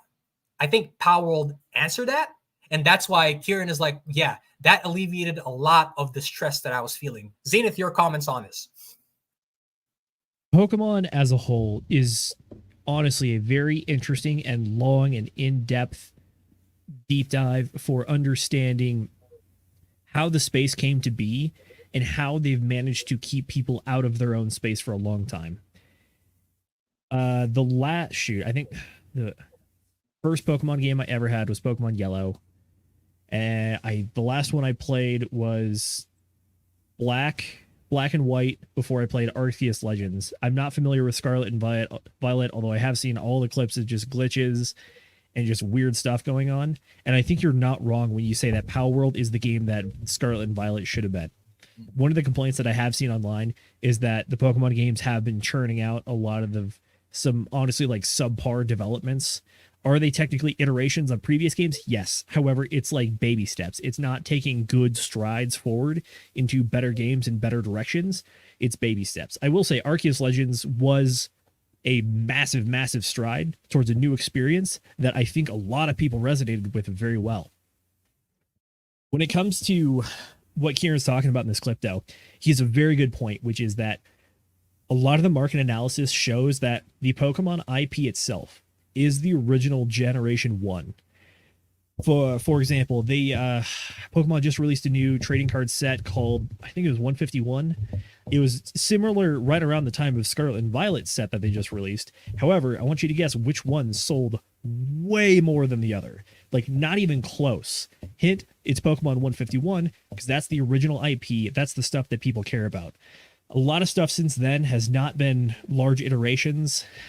I mean, without rehashing the entire franchise, like, you had the original generation, which was great. Then you had the second generation, which kind of felt like a bit of a DLC or an add-on. Third generation is when you had a whole new crop of things, and you actually started to phase out some of the old Gen 1. Around this time, they also introduced new mechanics, which is why I think that generation sold pretty well as well. Because, yes, the original IP was slightly getting phased out. However, there was great advancements on the actual system itself. Then we keep going over to Diamond and Pearl, I think, and that's when you actually start seeing that really, really fostered competitive scene. And then after that, the development and the progress really starts to die out because they kind of had the formula figured out, and they start just going towards those like periodic franchise staple releases. Correct me if I'm wrong, but that's the way that I see it. So when Kieran says that having a proof of concept that people are not tied to Pokemon IP, but the gameplay and the genre, that's the ticket. Yep. And here's it validates what the fan base has been like clamoring and asking Game Freak and Nintendo for. Such, like you said, after Gen 5 is when it really, like, the player base like really started to shift back. I'm like, guys, like, you got to give us something different, right? We're like, we want something that is like a open world RPG type of exploration on a console, that's like fleshed out and that's beautiful and that's a new experience, right? And that's what Palworld is, right? It's the validation. Like, it's like if Nintendo doesn't see Palworld and see, okay, man, like, I think our fans were right. I think our fans are right. Like, the success of this game in such a short period of time is not to be underestimated, right? Because every single element that you see in Palworld, like, if you go through Reddit, if you go through Twitter, if you go through forums, whatever, these are the features that the fans have been asking for a very long time. And it's like the people like who felt like they've been kind of shafted by Game Freak and Nintendo, who were like, wow, you guys have just been ignoring us, right? We've been asking for this kind of stuff since Gen 5, for God's sakes. So, like, you know what? We're gonna let the dollar speak for itself, right? We're gonna put our money from the Pokemon games, and we're gonna put it in different IP like Palworld. Yeah, so, I mean, maybe it's like a splash of cold water here, is that it is very possible for Game Freak and the Pokemon folks to look at this and take the wrong conclusion, which is they don't look at the success of Palworld as an example of like, oh shoot, we fell short, we need to do better. Or is it that they're going to look at it and be like, we let one slip through the cracks, we need to be more litigious, we need to beat people down more, and we need to protect the IP more. The IP is perfect, these other people are the problems. It's like, it's possible. I hope they learn, but See, that's a good point, Zenith. You know why? Obviously, everybody knows Game Freak, Nintendo, Japanese-based company. Very conservative, very set in their ways. They don't like to try new things. If they find a formula that they know is successful, they're going to repeat it and repeat it and repeat it ad nauseum. However, the guy who created Palworld, also Japanese, Guess where he worked for a period of time? Don't say it. Did he really? He worked. Yeah. Oh my god. Like, so it's like, here's somebody who obviously sees the limitations of the conservative way that Japanese, not just in games, but the Japanese people in general, right? It's a very conservative, like, conserve the culture, conserve the way that it's always been done. If it's successful, don't, like, if it's not broken, don't fix it. We've made tons of money, been successful, retained the fan base for decades, and we're going to keep doing what we're doing, right? So possible? Absolutely. Like in that case, yes, right? Just by the very nature of the Japanese culture in general. But here's a guy who's also Japanese, worked for Nintendo, sees the potential, right? It's like he's one of those people that I think embodies the spirit of progress, right? Because here's somebody who's he's not a young guy, right? He's an older guy, but he's got one foot in the past. He's like, okay, I know it succeeds, right? But he's also got one foot planted in like chaos, right? Because that's where he knows that he's going to have to put his foot in the part that is unknown in order to find the next iteration of what's going to resonate with the fan base in the future, right? Because that's who you're trying to market to, right? And so that's why I think this guy, like, he was able to hit on something that the fans have been clamoring for, because he's got one foot in the past. He knows what's successful. He's got one foot in the future, looking forward, like paying attention to what the fans are asking for, right? So I think that's why he hit something, like it resonated so, like, because this is guys, 1 million copies? That's what, like, you know how they have like going platinum in the music industry? Yep. There's such a thing called platinum in the gaming industry too. And that's when your game sells 1 million copies, right? Very few games reach a platinum level of success. Palworld achieved that in less than a week, 19 times. Right? So that says, like, when I say some, like, Palworld resonated with the culture, it resonated with the culture. Right? Because you don't sell 19 million units of a game in a week without hitting something like that. Right? And they're still going strong. I got a quote here. It says, while Pokemon Scarlet and Violet initially sold twice as many copies as Palworld in the first 3 days, Palworld has quickly caught up. It has already sold 19 million units in a few weeks, compared to Pokemon's 23.2 million over the course of an entire year. That's what we call overnight success, so to speak. Yeah, that's what's called being blown out. Now, obviously, a lot of people have concerns with a lot of, like, the bugs and stuff like that with Palworld, but it seems like Illuvium, they're listening to their fan base, and they're continuing to churn out content after content after content. And so, yeah, I'd be very interested to see where this IP is at the very end of the year, because 19 million units in a week, bro, like, that's nothing to sneeze at. Yeah. So, like, but going back to Illuvium, right? And so the next clip that we're going to share with you guys is, so a lot of, this was the question that popped into my head when I saw Palworld. I was like, guys, how are you going to set yourself apart now? Because this game has a lot of the same elements that you have in your game. How are you going to stand out? Here is Kieran answering that very exact question.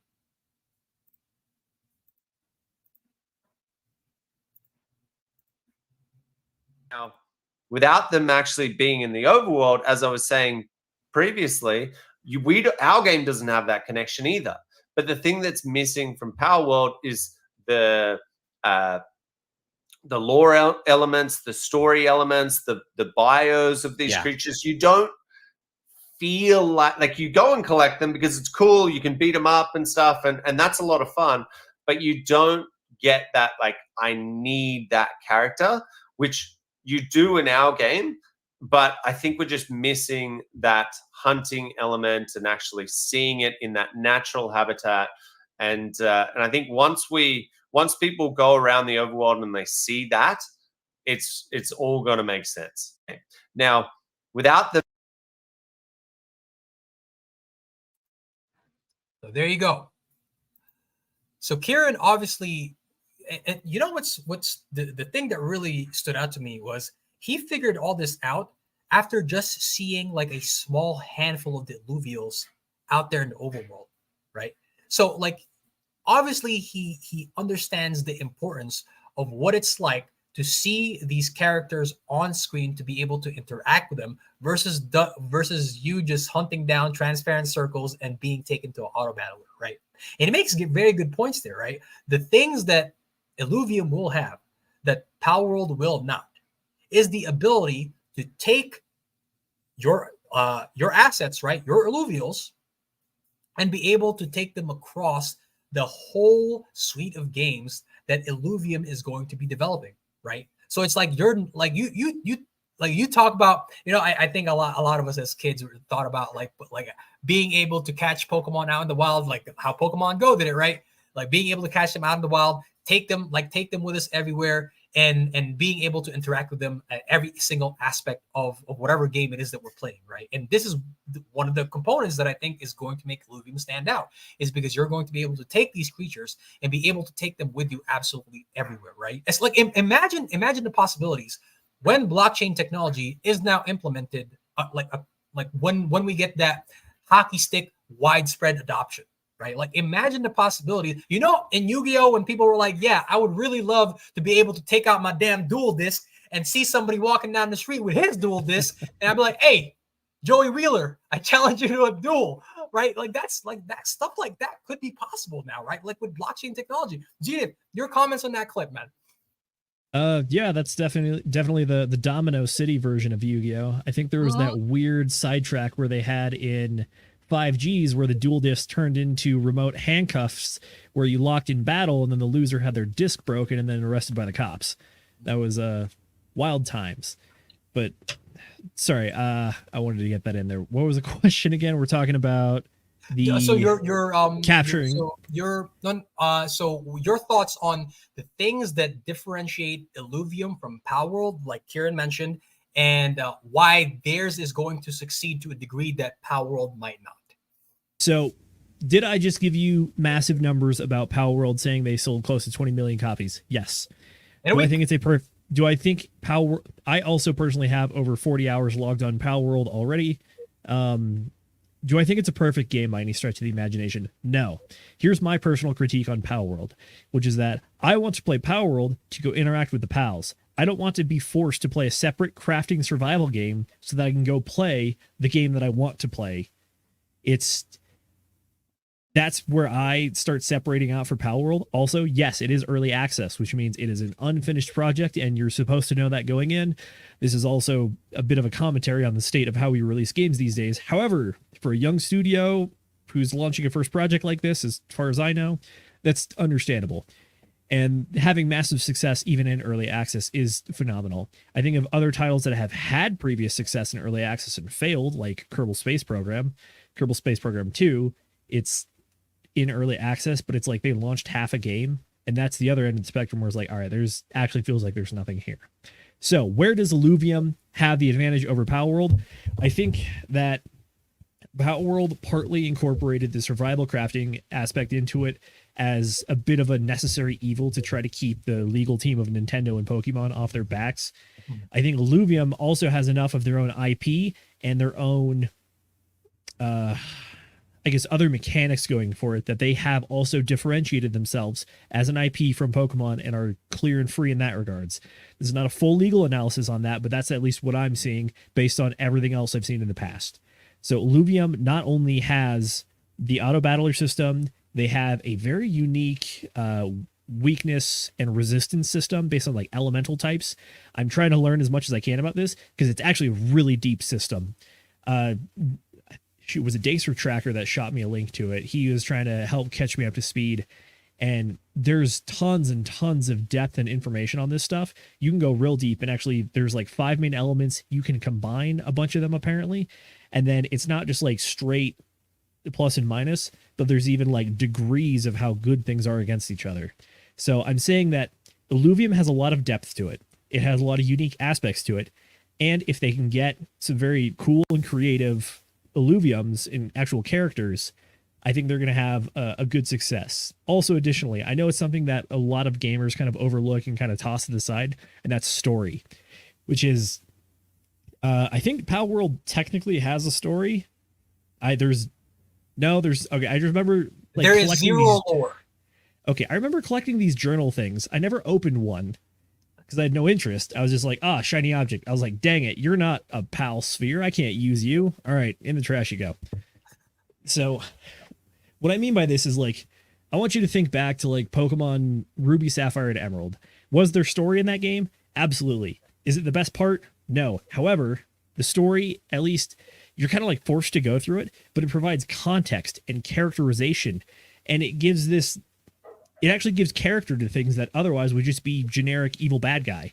You have the whole like Team Magma, Team Aqua thing. And then even out of that, it also sparks interest inside of the community. Like one of the things I like checking out is people do all the fan creations of memes and art and whatnot. And I think one that I keep seeing a lot is the player character looks at the leader of Team Magma, and he's like, what did you think was going to happen when you unleashed the evil volcano guy in the world? And in his imagination, it's just like all buddy riding around with each other. It's like, no.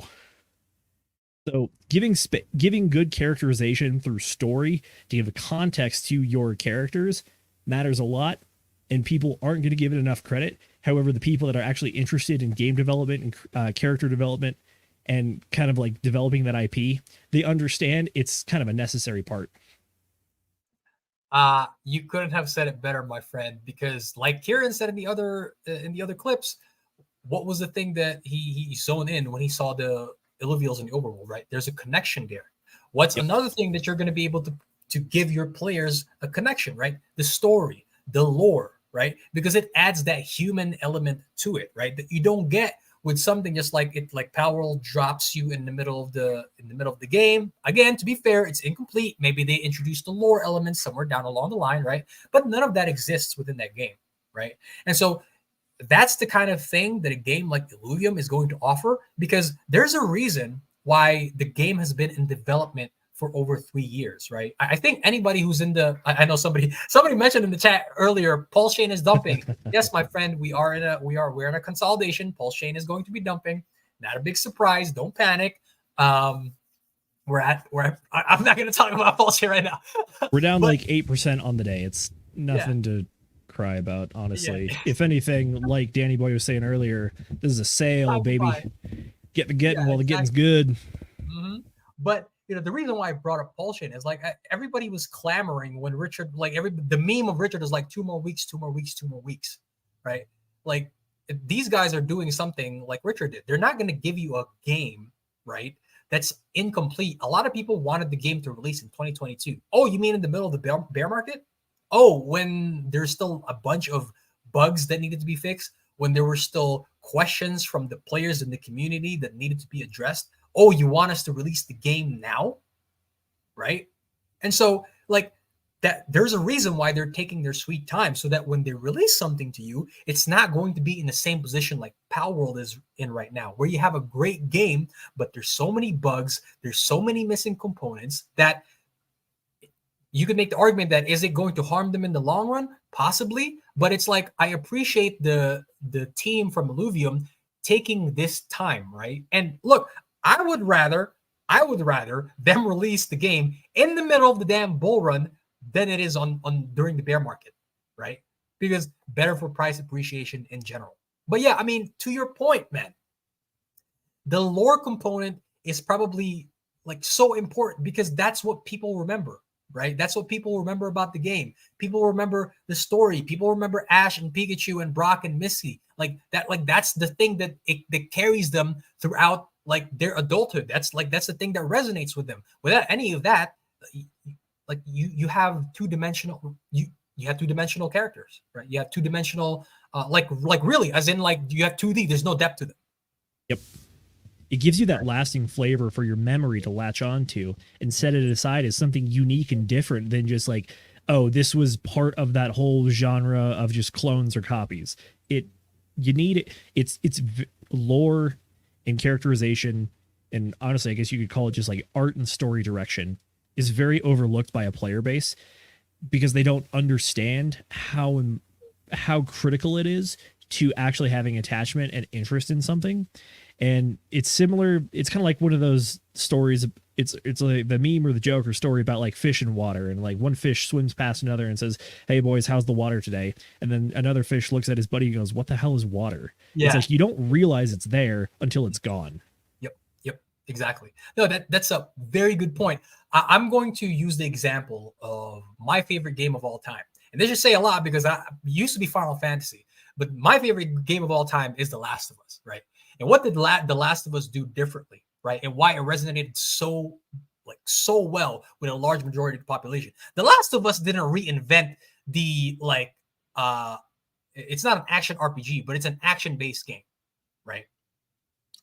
What really separated The Last of Us from everybody, from every single genre, from what separated Last of Us as a game from the rest of the games in that genre, right? Which you could argue Resident Evil 2, right? Because they went the whole action game instead of survival horror. But what separated The Last of Us from every other game within that genre is the story, right? Is the lore. It was Joel and Ellie, right? It's been years, so I'm gonna spoil it. But I remember playing Last of Us and playing through the first scene of the game, right? When the outbreak happens, and then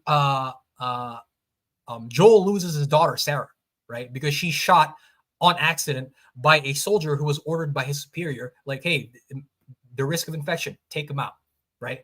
Like that story and how Joel and Ellie's relationship developed as like surrogate father and like surrogate daughter throughout the game. That's what carried Last of Us into one of the highest like selling games of all time, right? It wasn't because they reinvented the wheel in terms of like action gameplay, right? In fact, a lot of people will argue that it was fleshed out really well, but it was very bare bones.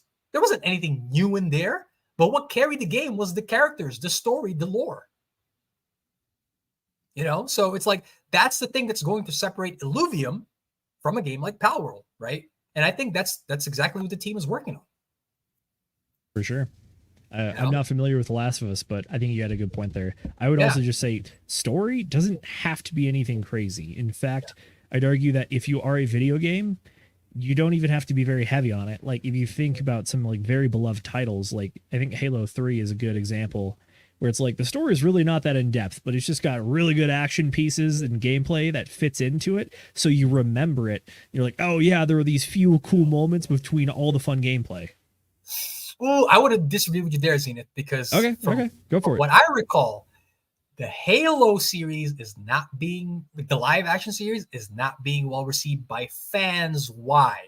Because they took off Master Chief's helmet, right? Well, that is an entire different podcast, which is that the trend in the last 10 years is just to bastardize all the old IP that everyone knows and loves and just make it in this new modern garbage of whatever the writers guilds are pumping out. I think Lord of the Rings unfortunately suffered a similar fate when it came to, what is it, the Rings of Power, Wars. Was it? Yeah. Oh my god, and Star Wars.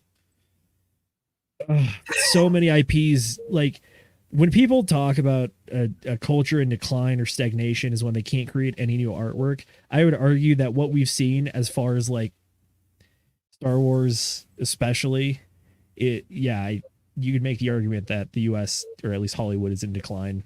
Mm-hmm. Yeah.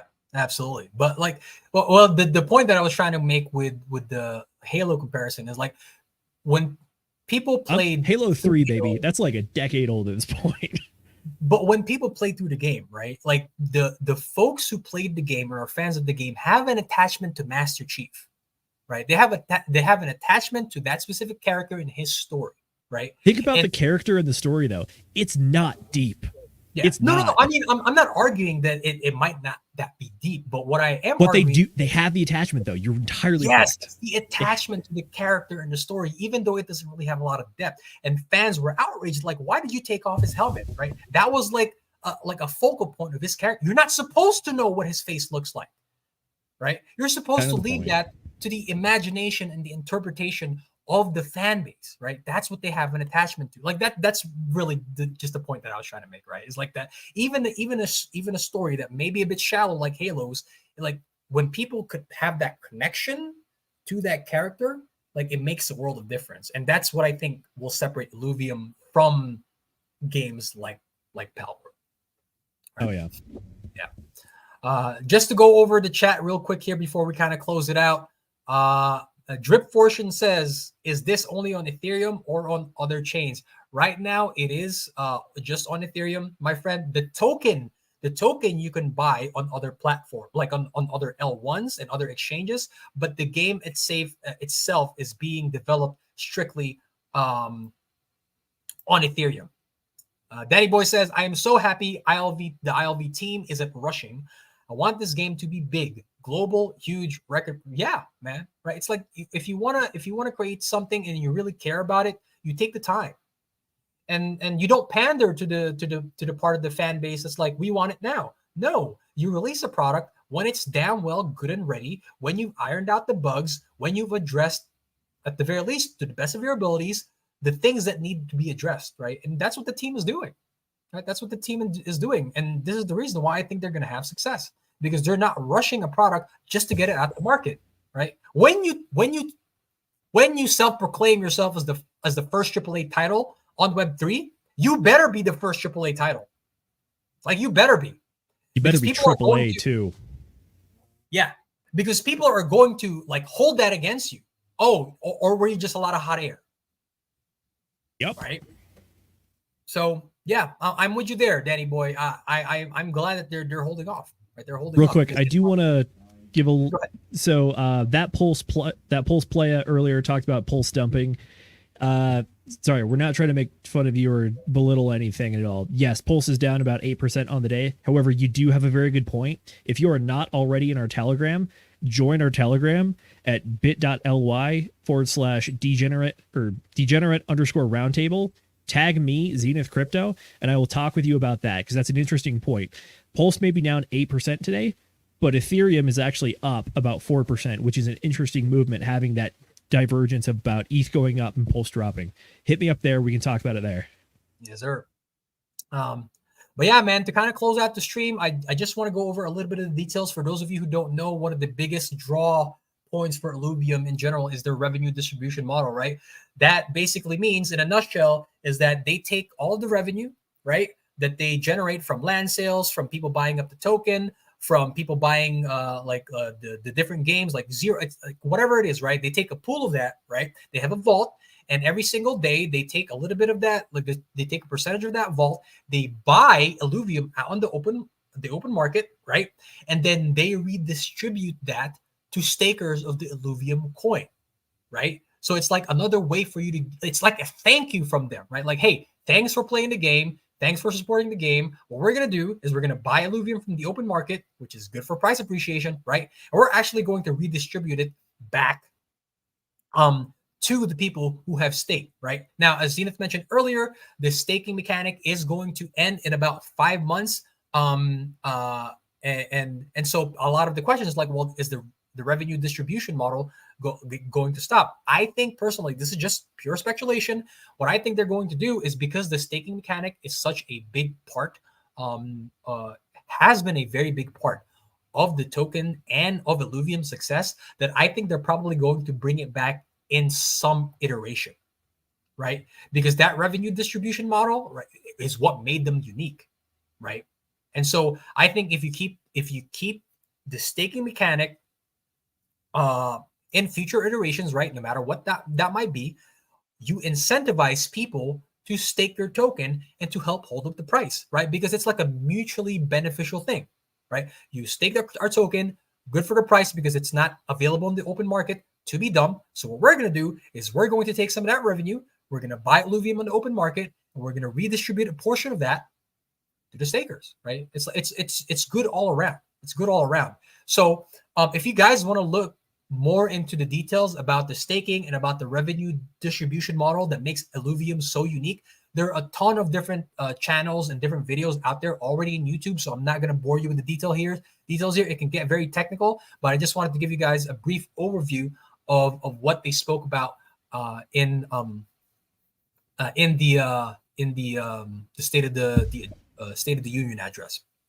All right, so there's that for staking and for the revenue distribution model. And finally, you got a good point on the staking, though. Just as some fun facts, I'm pretty sure the Illuvium Ethereum staking pool is the #1 staking pool on SushiSwap, and it has been for a long time. yes, number one. You're right. I want to say it's over. I want to say the liquidity is well over $1 million at this point, and that is nothing to shake a stick at as either. So if you are the Illuvium team, it's very easy to look at that and be like, we have a really good thing going. I know our schedule is coming up as an end soon. Maybe we can try to transition this into something else. I know they have the alternate staking pool, which is SILV or ILV2. I want to say it's like that's the in-game currency, right? Yeah. So it's the SILV is pegged 1-to-1 to the value of ILV. I would not be surprised if you saw the staking pool start to reward you in other ways with like in-game currency or something. So I think that's a possibility. Yeah, and to me, it's just kind of an obvious thing, right? If you look at the staking model and how successful it's been for your platform, like, are you really gonna like take that away? Because it's done a pretty damn good job for not just the price appreciation of the token, but of helping hold the price of the token up, right? Because it's a positive feedback loop. You stake, we take some of the revenue generated from our sales, we buy Ethereum on the open market. They convert that to Ethereum. We use that Ethereum to buy ILV. We use that ILV, a portion of it, and distribute it back to the people who helped us keep the price afloat. So it's like why would you get rid of something like that? Because at least to me, it seems like it's just a positive thing all around, right? For both the price of the token, for the stakers, and for the longevity of the game itself. So. Last thing that I wanted to go over with you guys here is, so we've throughout the stream we've spoken a ton about the interoperability of all of the Illuvium games, right? And how you're going to be able to transfer assets from one game to use in another, right? Well, the last clip that we're going to show, well, actually there's two clips that I want to share with you guys here. So Kieran talking about the interoperability aspect of Illuvium, and then the potential games that are in development somewhere down along the line.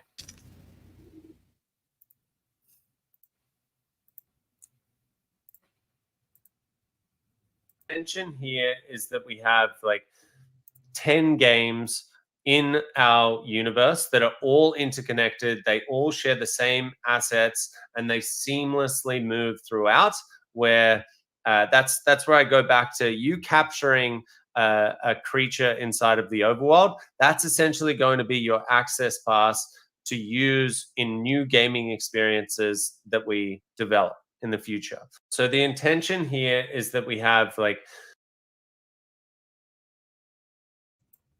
right? So there's Kieran commenting on exactly how you're going to be able to use those different assets that you acquire in different games. Now, the last clip that I want to show you guys here. It was so great for them to end the stream with this, because here are some of the potential other games that they're developing somewhere down along the line once the first 4 has been released. Check it out.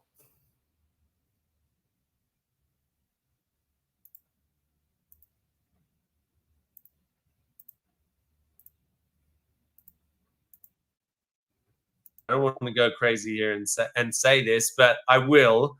Having like, you've got 200 unique characters. Imagine if those 200 characters ported into this racing game that was arcade style, where your cart matched the alluvial, and it also had abilities that match what the actual creature is.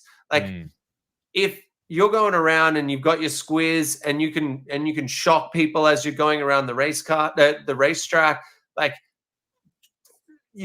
there's so many possibilities here to go into. But again, that's just one, right? Like, that's one gaming experience. There's the dungeon crawler. We love playing Diablo growing up. Like, that was a huge one.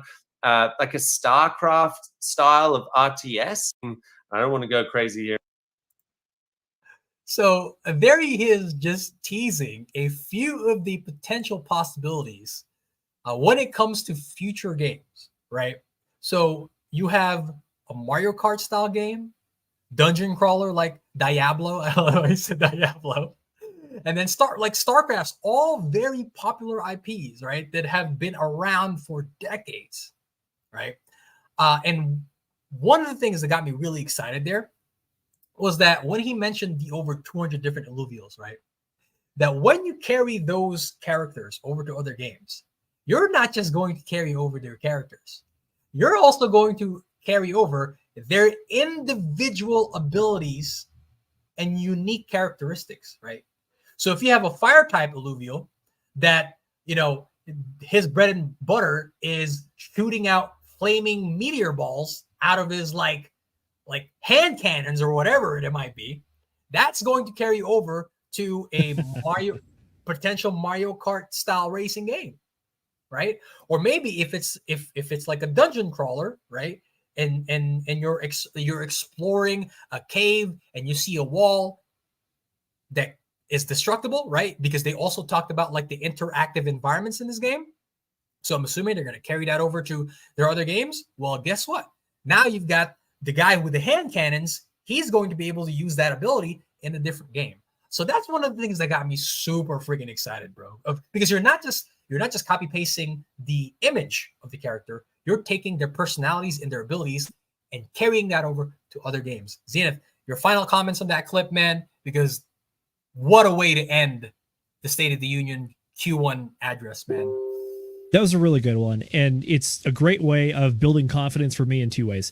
First off, it's good just IP branding production. It is the characterization being cross-platform. It is everything is the same everywhere, and all the characters, all the style, all the flavor, it's all tied in. It might be different games, but that's totally fine because you recognize it. You at least have some sort of expectation because you say, I know this thing from over here, and this is made by the same people, so it should feel similar. So you have that similar attachment and feeling to it. How about this? One of the complaints that I've heard is that they originally were talking about trying to get Illuvium out in 1 year, and it's been a 3-year development cycle. One of the reasons that that has played into this is how they've been building the systems, which is that they've been building high resolution, very detailed assets for all of the Illuviums, all of their assets, so that everything is very meticulously detailed so that they can have it in very ultra high resolution on PC. And then they also have the ability to scale it down resolution or frame rate and port it over to mobile. This is one of the clips that we didn't show, but one of the things they talk about is Kieran acknowledges that mobile gaming is honestly the largest gaming sector in the world right now. Yep. And they have the ability to take all of their existing assets and port it over seamlessly because they've been planning for interoperability and honestly modularity. That's the thing that allows them to port assets from one game to another and even platform to platform. It is building for the future, and it's understanding that they're sinking effort and investment in now so that they can utilize it later on. They're not building one project from start to completion every time. They built one large pool of assets to pull from, so now they have all their little Lego blocks that they can piece together however they need. Exactly. And you cut out a lot of the work, because if you're trying to achieve something as like grandiose as being the first Web3 game, and you're like AAA Web3 game, and you're going to kill it across all platforms, and you're going to provide a solid experience for your gamers, then one, it certainly cuts out all the work. And two, you decrease the potential that you decrease the amount of potential problems that you run into if you release a game like within a year just because like you're trying to please your fans, right? So it's like you cut out double work, you retain the quality of the game. Dre says over here, it makes a good point. They have to have extremely good graphics if they want to steal mobile gamers. Now, I don't know how. So Dre obviously is not super into GameFi, but hey, thank you for coming in and joining us on the stream, brother. But one of the selling points for Illuvium is that these guys are not shy about putting out extremely beautiful, like a beautiful game, right? When you go into the detail of like the movement animation of their Illuvials, bro, there's nothing out there like it. The amount of detail that they have put into not just the artwork, but the movement mechanics, like how the hair flows in the wind, how they swim, how they like their stance, their gait when they're freaking walking. You're not going to be able to find, or at least you're going to be able to find few games that can match up to that level of quality, right?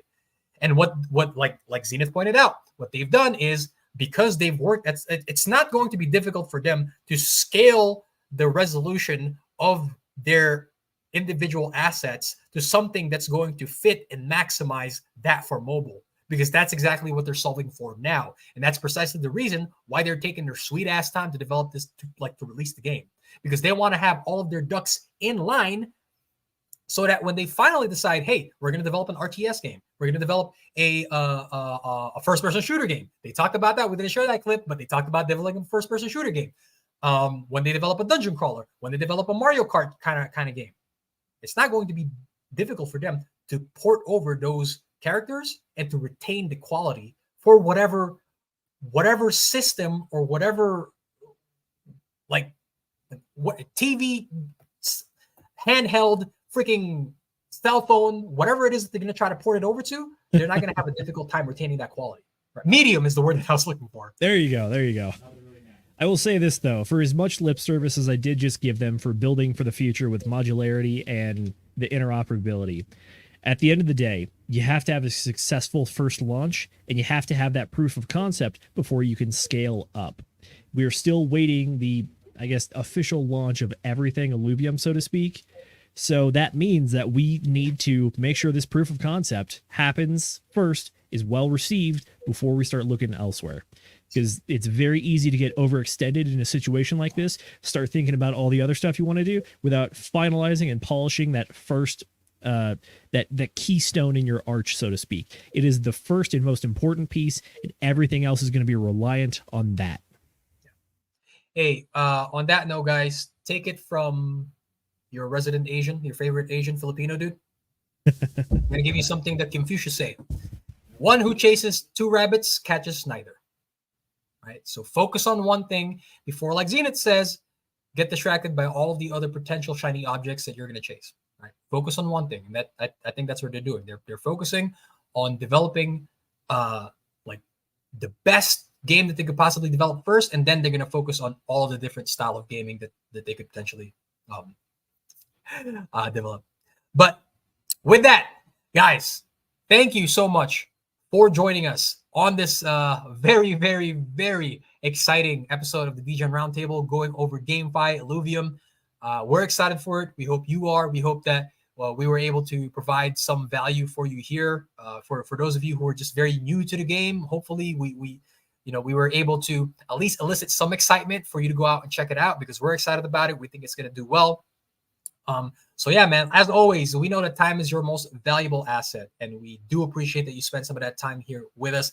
As always, you can find me on X at _P90Hex, at Instagram at agent_J Schroth. We are going to have another episode of Whiskey Wednesday for you guys, so look forward to that. And a whole bunch of other stuff down along the line. Zenith, can you tell everybody where they can find you, what you have planned for this week? What can they look forward to, brother?